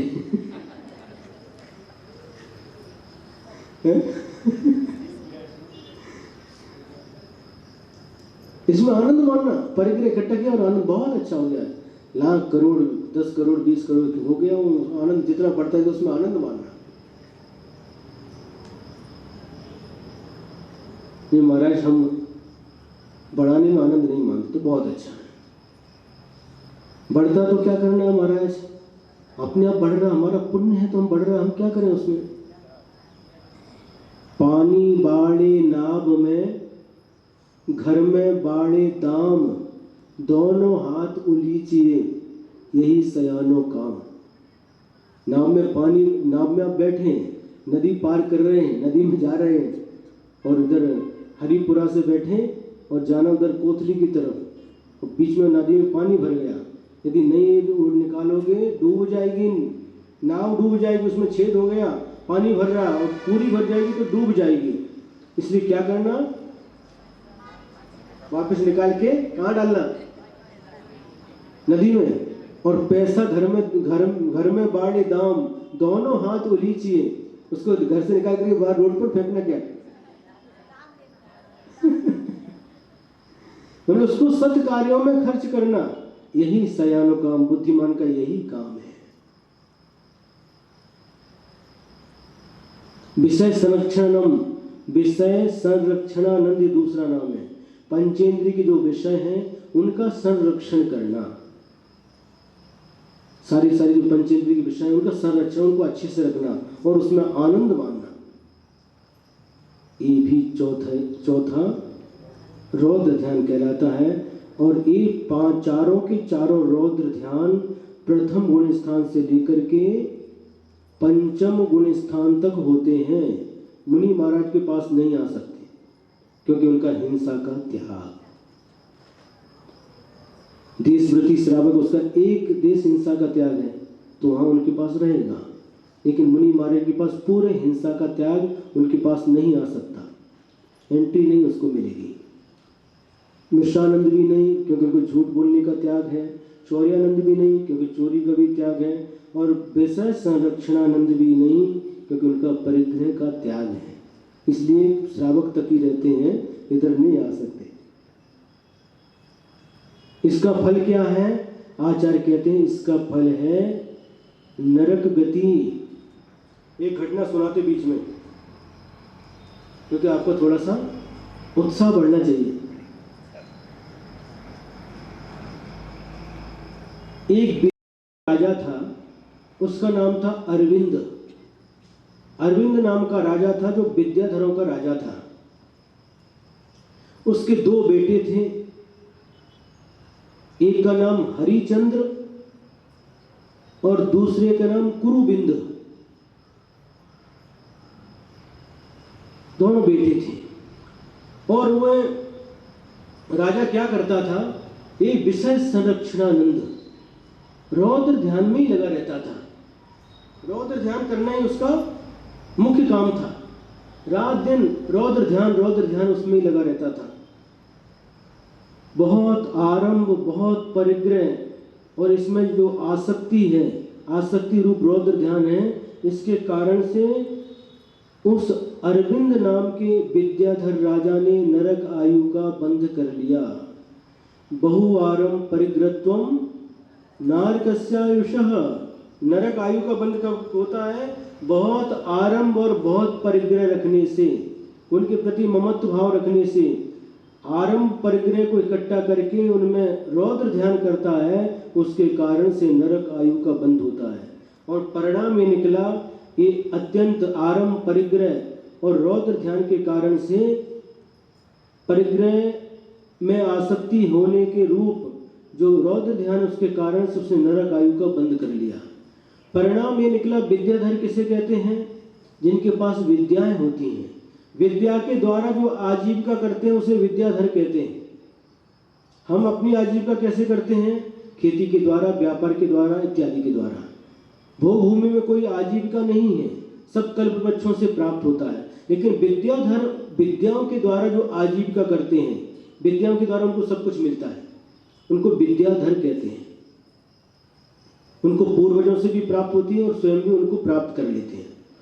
तो जब इसका पुण्य क्षीण हो गया अरविंद राजा का, तो सारी की सारी विद्याएं इसको छोड़ करके चली गई। और जब इसके मरण का समय निकट आने लगा तो उस समय इसको एक असाध्य बीमारी हो गई, बहुत भयंकर बीमारी हो गई। इसके शरीर में दाह उत्पन्न होने लगा, संताप, दाह, आग आग आग ऐसा करता था। संताप उत्पन्न होने लगा, दाह होने लगा, शरीर में जलन होने लगी। तो बहुत उसका उपचार किया गया। गुलाब के ताजे ताजे फूलों की माला उसको पहनाई जाती, चंदन घिस करके उसका लेप लगाया जाता उसके शरीर पर। रात्रि के समय चंद्रमा की चांदनी में उसको लिटाया जाता और ठंडे पानी से उसका शीत उपचार किया जाता, पंखा से उसके ऊपर हवा डाली जाती। लेकिन इतना करने के बाद भी उसके अंदर शरीर की दाह कम नहीं होती थी। ऐसे दुख के साथ उसके दिन निकल रहे थे। एक दिन उसने अपने बड़े बेटे को याद किया, हमारे बड़े पुत्र, ज्येष्ठ पुत्र हरिचंद्र को बुलाया जाए। और पिता की आज्ञा स्वीकार करके ज्येष्ठ पुत्र सामने आकर के हाथ जोड़ करके खड़ा हो गया, पिताजी क्या आज्ञा है? तो पिताजी बोले, देखो हमको उत्तर कुरु में अपनी विद्या के द्वारा भेज दो। हमारी विद्याएं तो हमको छोड़ करके चली गई, तुम्हारे पास जो विद्या है उसके द्वारा उत्तर कुरु को भेज दो। और उत्तर कुरु में भी जो सीतोदा नदी है और सीतोदा नदी के तट पर जो वन है वहां पर भेज दो, ताकि मैं वहां पर रह करके वहां की ठंडी ठंडी जो लहर है, ठंडी ठंडी हवा है, वहां रह करके हमारा ये रोग शांति को प्राप्त होगा। ठीक है पिताजी, आपकी जैसी आज्ञा। और बड़े बेटे ने, उसके पास जो विद्या थी आकाशगामी विद्या, आकाश से लेकर के जहां चाहो पहुंचा देती थी, उस विद्या से कहा हमारे पिताजी को उत्तर कुरु में जो सीतोदा नदी है उसके तट पर जो वन है वहां पर जाकर के छोड़ आओ।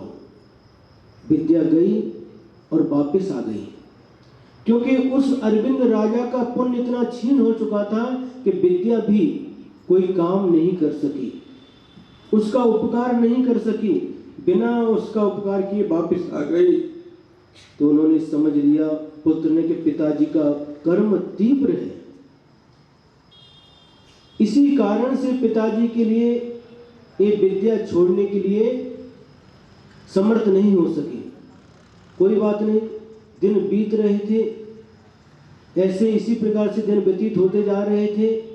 एक दिन की बात है, वह लेटे हुए थे, कौन? अरविंद राजा लेटे हुए थे और एक घटना घटी। शरीर पर कोई वस्त्र नहीं थे, बदन खुला हुआ था, गर्मी दाह की वेदना बहुत थी, तो आराम से बैठे हुए लेटे हुए थे। और उसी समय दो छिपकली दो छिपकली थी जो ऊपर थी, छत के ऊपर थी और आपस में भांडन कर रही थी। छिपकली में भांडन होता कि नहीं? क्यों? छिपकली में भांडन होता कि नहीं? होता है। आपने नहीं देखा? देखा है। आपस में झगड़ रही थी और दोनों झगड़ते झगड़ते इतनी झगड़ी कि एक छिपकली की पूंछ कट गई और पूंछ कट करके गिर गई। तो पूंछ कटने से कुछ 2-3 खून की, जो छिपकली के खून की बूंद उस राजा के शरीर के ऊपर गिर गई। तो जैसे ही वो खून की बूंद राजा के शरीर पर गिरी, मोबाइल बंद करो सेठ है, यह क्लास में 1 घंटे के लिए 1.5 घंटे के लिए आते हैं, ये सब आर्त ध्यान का कारण है मोबाइल।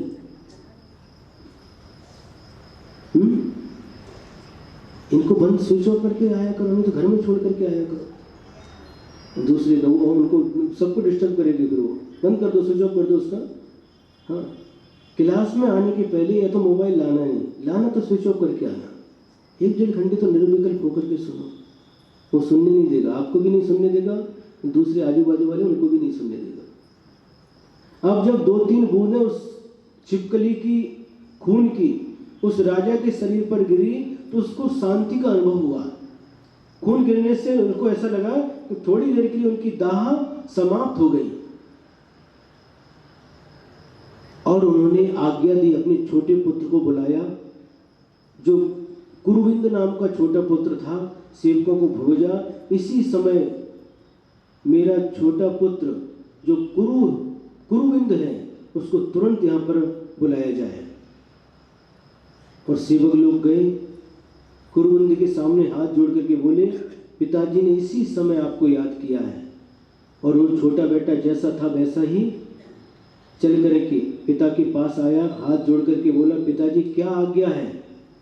पिताजी ने कहा, बेटा आज बहुत बड़े पुण्य का योग आया है, जो बहुत वर्षों से मैं इस रोग की दाह को सहन कर रहा हूँ, इस रोग के कारण से मैं कष्ट का अनुभव कर रहा हूँ। अभी तक मुझे बड़े बड़े वैद्य भी इसकी औषधि नहीं खोज सके, लेकिन आज पुण्य के योग से मुझे इसकी औषधि मिल गई है। क्या है पिताजी इसकी औषधि? देखो ऊपर देख, वो पाल है। अभी 2 पाल भांडन कर रही थी, उसकी पूंछ कट गई। पूंछ कटने से उसकी खून की बूंद देख, ये हमारे शरीर पर पड़ी हुई है। इससे हमें शांति मिली। हमारा जो दाह था वो कम हो गया। इसकी ये दवा है। उनको विभंग अवधि ज्ञान था और उसके माध्यम से उन्होंने जान लिया कि पास में ही एक जंगल है और जंगल में बहुत सारे हिरण हैं। बेटा तू एक कार्य कर, उन हिरणों को मार करके एक बावड़ी एक बावड़ी बनाओ या तालाब बनाओ, एक तालाब तैयार करवाओ और उन हिरणों को मार करके उनके खून से तालाब को भर दो। मैं जाकर के उसमें तैरूंगा, उसमें जाकर के लौटूंगा तो मेरा ये रोग शांत हो जाएगा। विनाश काले विपरीत बुद्धि। जब विनाश का समय आता है तो बुद्धि भी विपरीत हो जाती है। जब छोटी बेटी ने सुना तो वह पाप भीरू था, समझदार था छोटा बेटा। पाप भीरू पाप से डरता था। अरे सुनते ही उसके मन में पीड़ा होने लगी। पिताजी क्या बोल रहे हैं? लेकिन पिताजी हैं, उनसे कौन कहे। गर्दन को नीचा कर लेता है। पिताजी कहते क्या सुना नहीं? जी पिताजी सुन लिया है। तो जल्दी देर मत करो, जाओ और बावड़ी तैयार करवाओ, तालाब तैयार करवाओ और हिरणों को काट करके उनके खून से उस तालाब को भर दो। अब बेचारा किम कर्तव्य विमूढ़ हो गया छोटा बेटा। क्या करूं क्या नहीं करूं? लगता है पिताजी की बुद्धि ठिकानी नहीं है, इसलिए इतना बड़ा पाप करने के लिए कह रहे हैं।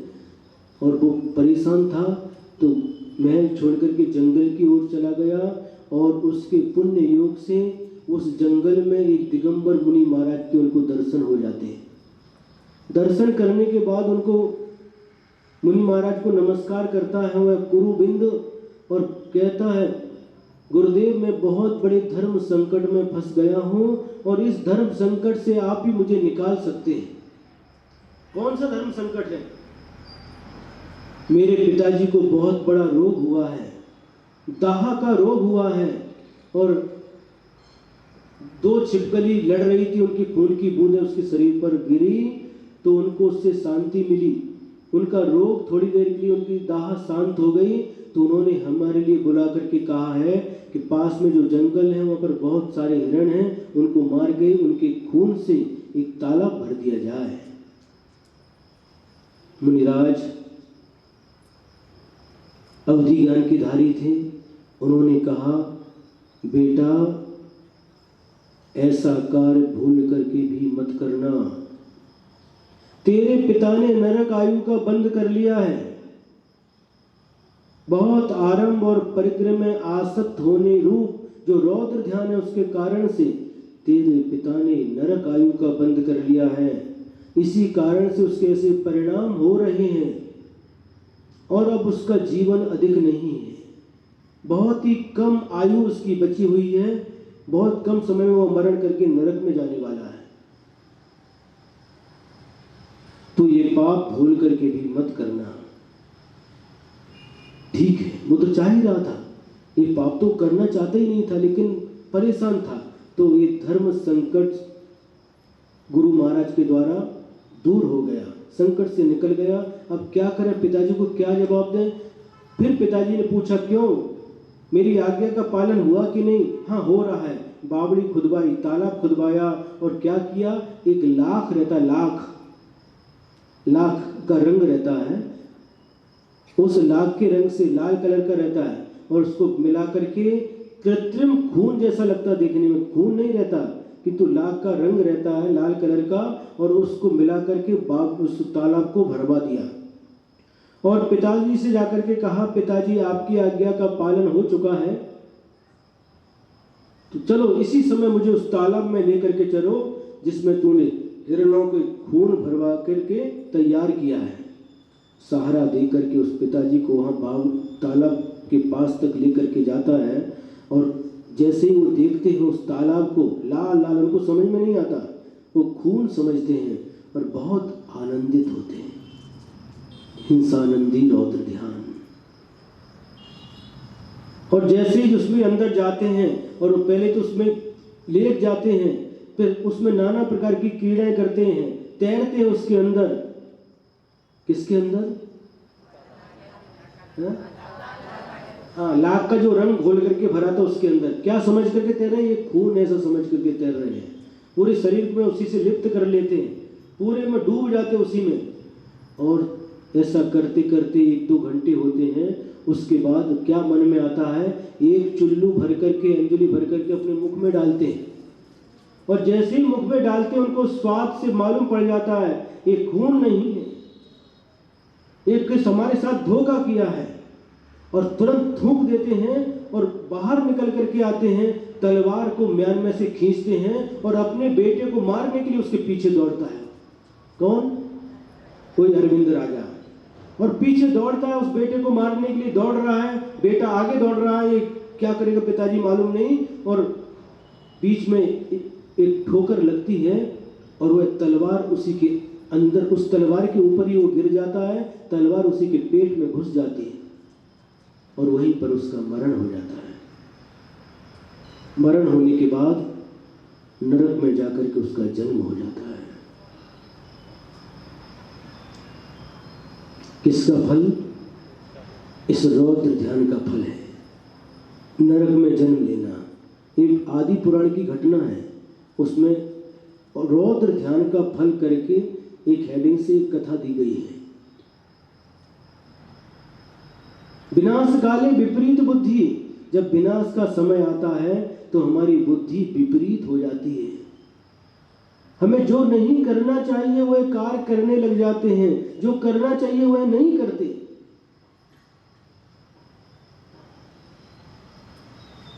क्या करना चाहिए हमें? धर्म ध्यान करना चाहिए। धर्म ध्यान नहीं करते, आर्तरोध ध्यान करके खोटी आयु का बंद करते हैं, दुर्गति को प्राप्त कर लेते हैं। ये दोनों ध्यान हो गए, आर्त ध्यान की 4 भेद और रौद्र ध्यान के भी 4 भेद। अब ये चारों ही ध्यान, रौद्र ध्यान 4, आर्त ध्यान 4, ये 8 ही ध्यान पिंड्याक खंडकम, खली के टुकड़े के समान है।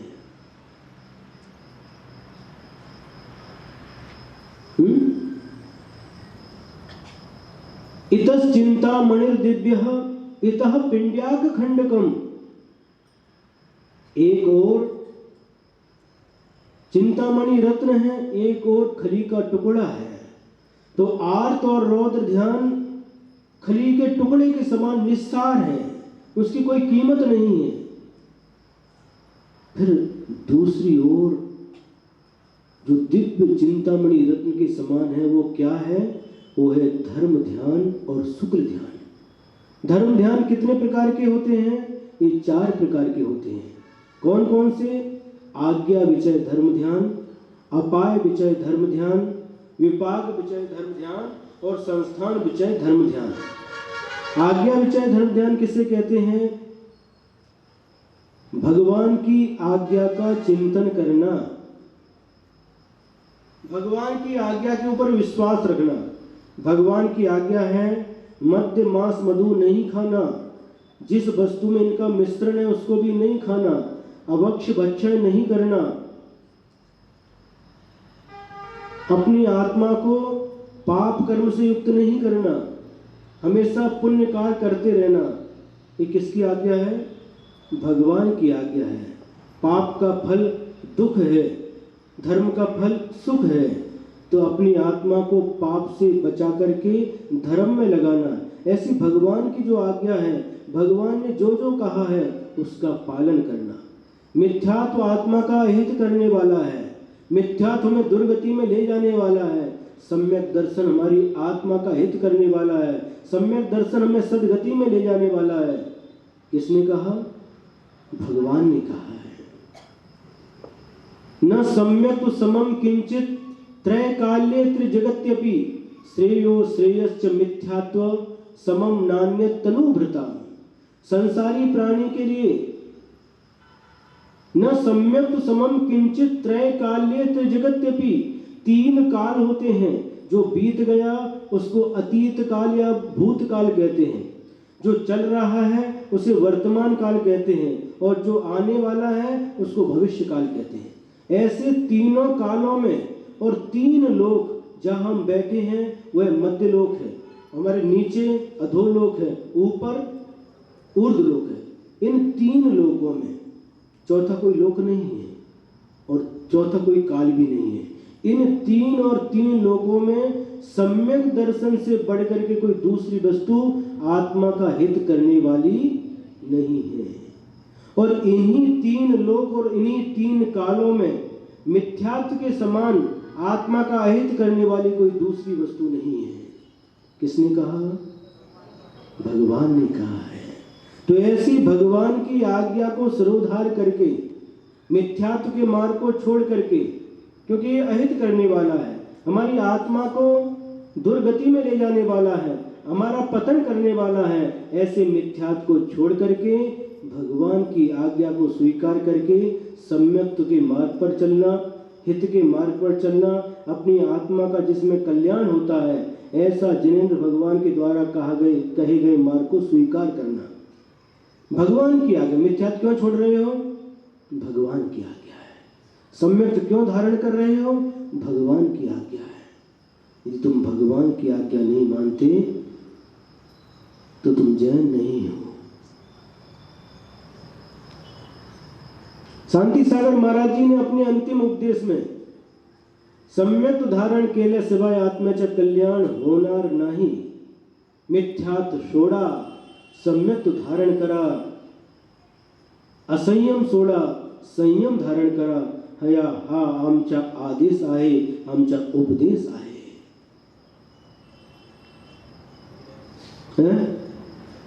पढ़ते हैं, मंदिर के ऊपर, दीवार के ऊपर भी लिखते हैं, पुस्तक में भी पढ़ते, प्रतिदिन पाठ भी करते हैं। करना चाहिए, पाठ भी करना चाहिए और उसको पढ़ना भी चाहिए और उसके साथ साथ अपने जीवन में भी उतारना चाहिए। आगे शांति सागर महाराज जी लिखते हैं, बोलते उस प्रवचन में, स्वयंपाक जेवण तोंडात मेहनतात पोट भरत काय। क्या? स्वयंपाक जेवण मुख से बोलने से पेट भरता क्या? गुलाब जामुन बोलते बोलते माला भी जब लोग मुख मीठा होता है क्या? नहीं होता। क्रिया केला सिवाय पोट भरत नहीं, जेवण केला सिवाय पोट भरत नहीं। बाबानो भिऊ नका।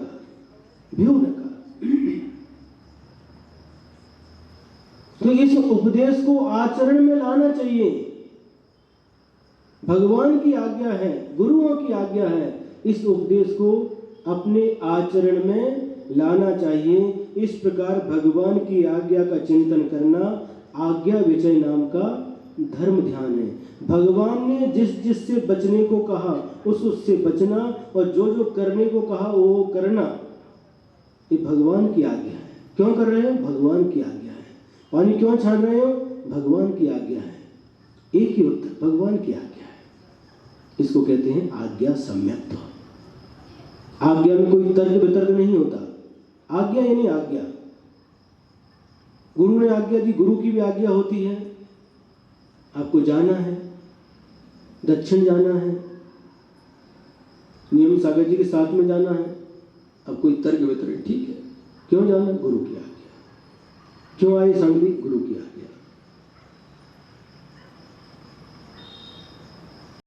बहुत अच्छी होती है, आज्ञा में बहुत शांति रहती है।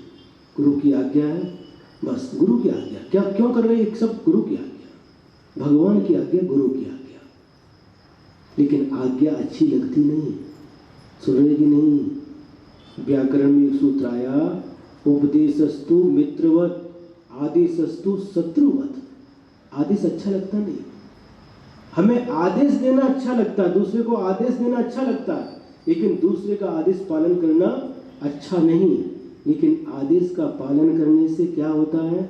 हमारा विनय गुण प्रकट होता है, हमारे अभिमान का नाश होता है, हमारे ऊपर है। कौन है? गुरु है। बस गुरु की आज्ञा, इसके पीछे क्यों, क्या, कब, कुछ नहीं, ये कोई प्रश्न नहीं, बस गुरु की आज्ञा। शिष्य को गुरु की आज्ञा में ही आनंद आता है, गुरु की आज्ञा ही उनके लिए सब कुछ होती है। और इसी प्रकार से भव्य आत्मा के लिए जिनेंद्र भगवान की आज्ञा ही सब कुछ होती है। ऐसे जिनेंद्र भगवान की आज्ञा का चिंतन करना, ये आज्ञा विषय धर्म ध्यान है। दूसरा अपाय विषय, ये संसारी प्राणी मिथ्यात्व के कारण, अवृत्ति के कारण, असंयम के कारण संसार में नाना प्रकार के दुख उठा रहे हैं। हे भगवान, इनको कैसे दुखों से छूटने का मार्ग प्राप्त हो, कैसे इनको सच्चे सुख की प्राप्ति हो। इस प्रकार दूसरे के बारे में तड़मड़ होना दूसरे के बारे में, कब इनको कितने दुख उठा रहे हैं, ये कब दुख से छूट जाए, सारे के सारे प्राणी दुखों से मुक्त हो जाएं, इनको सच्चा सुख मिले, इनको सच्चे सुख का मार्ग मिले, ऐसी अंदर से तड़मड़ होती है। इसका नाम है अपाय विचय धर्म ध्यान। तीसरे नंबर का विपाक विचय धर्म ध्यान। संसार का हर प्राणी अपने अपने कर्म का फल भोग रहा है, इस प्रकार का चिंतन करना, ये विपाक विचय धर्म ध्यान है। एक ही माँ के पेट से दो जुड़वे बच्चे पैदा होते हैं, एक साथ पेट में रहे 9 महीने तक और एक साथ जन्म हुआ, लेकिन दोनों का भाग्य जुदा जुदा है। अपने अपने कर्म का फल भोगे संसार। एक खस टट्टी सींचता, एक ले रहा बाहर। खस की टट्टी लकड़ी रहती है ना, उसको बांध देते हैं, उसके बाद पानी डालते हैं तो हवा आती, ठंडी ठंडी सुगंधित हवा आती है उसमें से, जो कूलर के अंदर भी रहती है। तो एक तो बस उसमें पानी डाल रहा है और एक उस का आनंद ले रहा है। अपने अपने कर्म का फल भोगे संसार। एक ही माँ से 2 पुत्रों ने जन्म लिया। रावण भी उसी माँ के पेट से जन्मा, विभीषण उसी माँ के पेट से जन्मा। विभीषण मोक्ष गए, रावण नरक गया। राम और लक्ष्मण एक ही माँ के थे? राम लक्ष्मण एक ही माँ के थे क्या? हैं? अलग अलग माँ के थे। हाँ, एक ही पिता के दोनों पुत्र थे, ऐसा बोलते तो चलता। हाँ, तो राम और लक्ष्मण, राम स्वर्ग गए, कृष्ण नरक गए। तो अपने अपने कर्म का ये संसार फल भोग रहा है, इस प्रकार का चिंतन करना, ये विपाक विचय नाम का धर्म ध्यान है। चौथा संस्थान विचय नाम का धर्म ध्यान। ये लोक कैसा है? 14 राज उतुंग नभ, लोक पुरुष संठान, तामे जीव अनादिते, भरमत है बिन ज्ञान। ये लोक का स्वरूप क्या है? जब कोई व्यक्ति कोई पुरुष दोनों पैरों को फैला लेता है और अपने दोनों हाथों को अपने कमर के ऊपर रख करके खड़ा हो जाता है, उस समय जो आकार बनता है वही आकार ये 3 लोक का आकार है। इस आकार का चिंतन करना, ये कितना ऊंचा है? ये 14 राजू ऊंचाई को लिए हुए हैं। 14 राजू ऊंचा है, 7 राजू ऊपर ऊर्ध्व लोक और अधोलोक भी इतना ही है, लगभग थोड़ा सा कम ज़्यादा होकर के। इस प्रकार चिंतन करना, ये लोक का आकार ऐसा है, ये 3 प्रकार के बात बलयों से बेष्टित है और इस लोक में बीच में एक त्रस नाली है जिसमें त्रस रहते हैं। इसके बाहर सब स्थावर है, मध्यलोक है, मध्यलोक में बीचों बीच जम्बूद्वीप है, फिर समुद्र है, त्रिद्वीप, समुद्र द्वीप, समुद्र द्वीप, समुद्र, असंख्यात द्वीप, असंख्यात समुद्र इस मध्यलोक में है। स्वर्ग में 16 स्वर्ग हैं, उसके पूरे ऊपर 9 ग्रहवेग हैं, फिर 5 अनुत्तर हैं, 9 अनुदिश हैं, फिर 5 अनुत्तर हैं, सबसे ऊंचे सर्वार सिद्धि है, और उसके ऊपर एक प्रागभार पृथ्वी है जिसको सिद्धशिला कहते हैं, और उसमें लोक के अग्रभाग पर अनंत अनंत सिद्ध परमेष्ठी विराजमान है। अधोलोक में नरकों की व्यवस्था है। इस प्रकार से जो लोक का आकार है, लोक का स्वरूप है, उसका चिंतन करना ये संस्थान विचय नाम का धर्म ध्यान कहलाता है। ये धर्म ध्यान कैसा है? चिंतामणि रत्न के समान। इसी प्रकार से ये धर्म ध्यान क्या फल देता है? जितने भी पद तीर्थंकर, चक्रवर्ती, बलभद्र, इंद्र, अहमेंद्र, अच्छे अच्छे जो पद मिलते हैं, धर्म ध्यान का ये फल है। और शुक्ल ध्यान का फल अतीन्द्रिय सुख, मोक्ष का सुख जिससे मिलता है वह शुक्ल ध्यान है। ऐसे शुक्ल ध्यान के भी 4 भेद हैं: पृथक्त्व वितर्क विचार शुक्ल ध्यान, एकत्व वितर्क अविचार शुक्ल ध्यान, सूक्ष्म क्रिया अप्रतिपादी शुक्ल ध्यान, और विपरीत क्रिया अनिवृत्ति नाम का शुक्ल ध्यान। इन शुक्ल ध्यान के द्वारा ही आत्मा कर्मों को नष्ट करके कर्मों से रहित अवस्था को प्राप्त करता है। समय आपका बहुत हो गया, रोज का ही हो गया। अमोल भैया बोले अच्छा लग रहा है।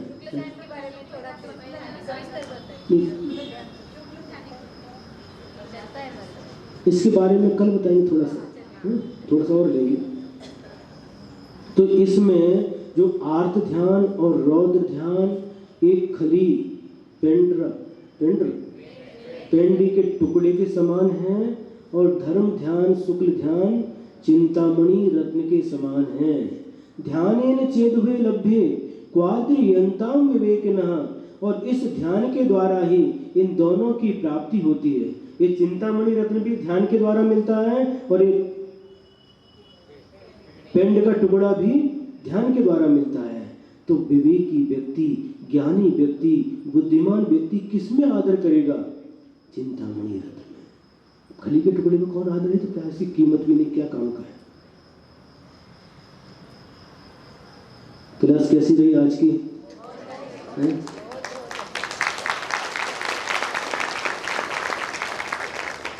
आज की श्लोकों में ये सबसे बड़ी क्लास रही आज। बहुत अच्छा लगा। हाँ, बहुत अच्छा लगा। बहुत अच्छा। फिर कैसे समय निकल के बार बार देखा हो गया। समय इतनी जल्दी हो जाता है। तो पूरे ध्यान का वर्णन हो गया आज। ध्यान मूल में फिर एक बार रिवीजन करो। ध्यान मूल में 4 प्रकार के: आर्त ध्यान, रौद्र ध्यान, धर्म ध्यान और शुक्ल ध्यान। आर्त ध्यान और रौद्र ध्यान अशुभ ध्यान, धर्म ध्यान और शुक्ल ध्यान शुभ ध्यान। आर्त ध्यान, रौद्र ध्यान पेंड के टुकड़े के समान, धर्म ध्यान, शुक्ल ध्यान चिंतामणि रत्न के समान।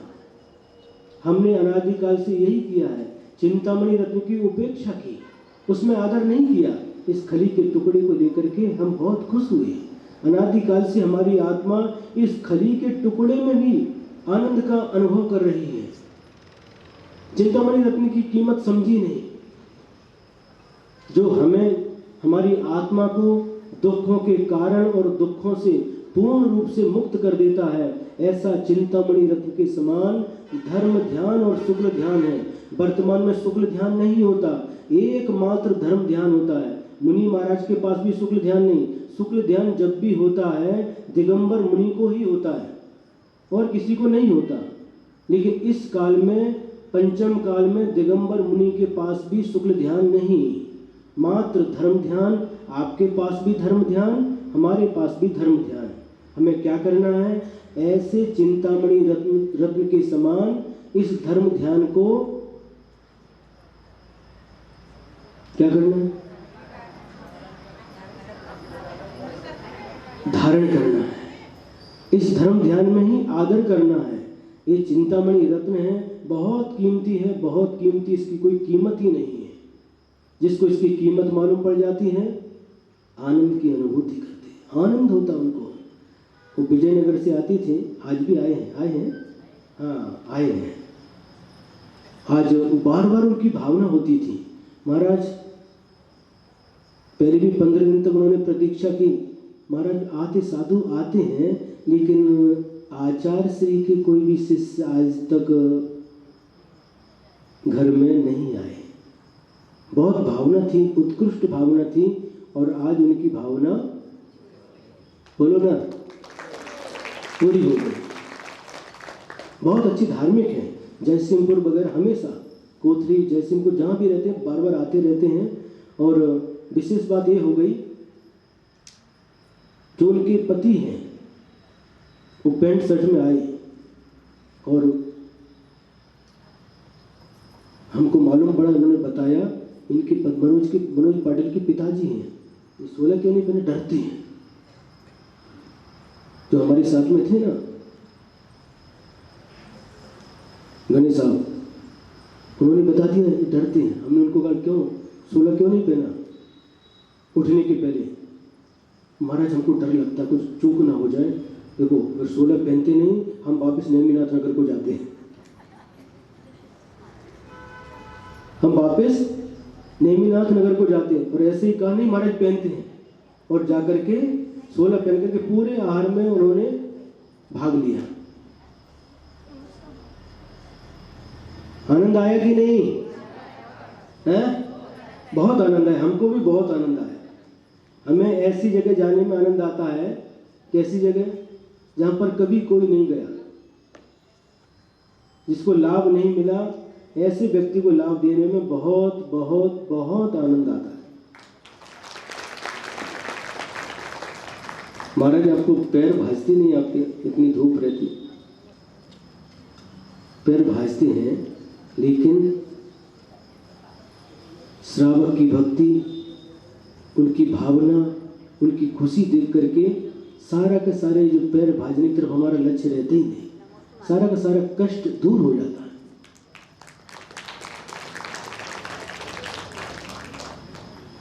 इसी प्रकार से ये चिंतामणि रत्न के समान धर्म ध्यान है, देव पूजा, गुरु उपासना, स्वाध्याय, संयम, तप इत्यादि आवश्यकों के माध्यम से हमें निरंतर इस चिंतामणि रत्न का आदर करना है। और अनादिकाल से जिस खली के टुकड़े का आदर करते आए हैं, उसके प्रति आदर भाव छोड़ना है। यही सारांश है जो आप लोगों ने निवेदन किया शुक्ल ध्यान के बारे में। क्योंकि समय आज हो चुका है, इसके बारे में कल थोड़ा सा लेंगे, फिर आगे का श्लोक लेंगे। याद दिला देना, दिया हम भूल जाते हैं तो याद दिला देना। बोलो महावीर भगवान की, आचार्य गुरुवर श्री विद्यासागर जी महाराज की, पूज्य गुरु श्री अभिनंदन सागर महामुनि राज की, आचार्य तुम्हारे पवित्र मुख से निसृत जो शीतल वाणी, जग जन मन के मल को धोती, अतः कहाती जिनवानी। जयवंतो माँ जग में तब तक, जब तक सूरज चांद रहे, शीश नवाते कर्म हरो माँ, अब तक हम विषयान रहे, अब हम न विषयान रहे।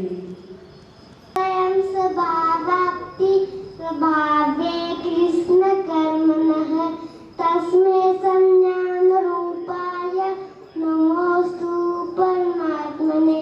योगोपादान योगेन दृश्यता सर्वतामता, द्रव्यादि स्वादि संपत्ता यात्मनोप्यात्मतामता।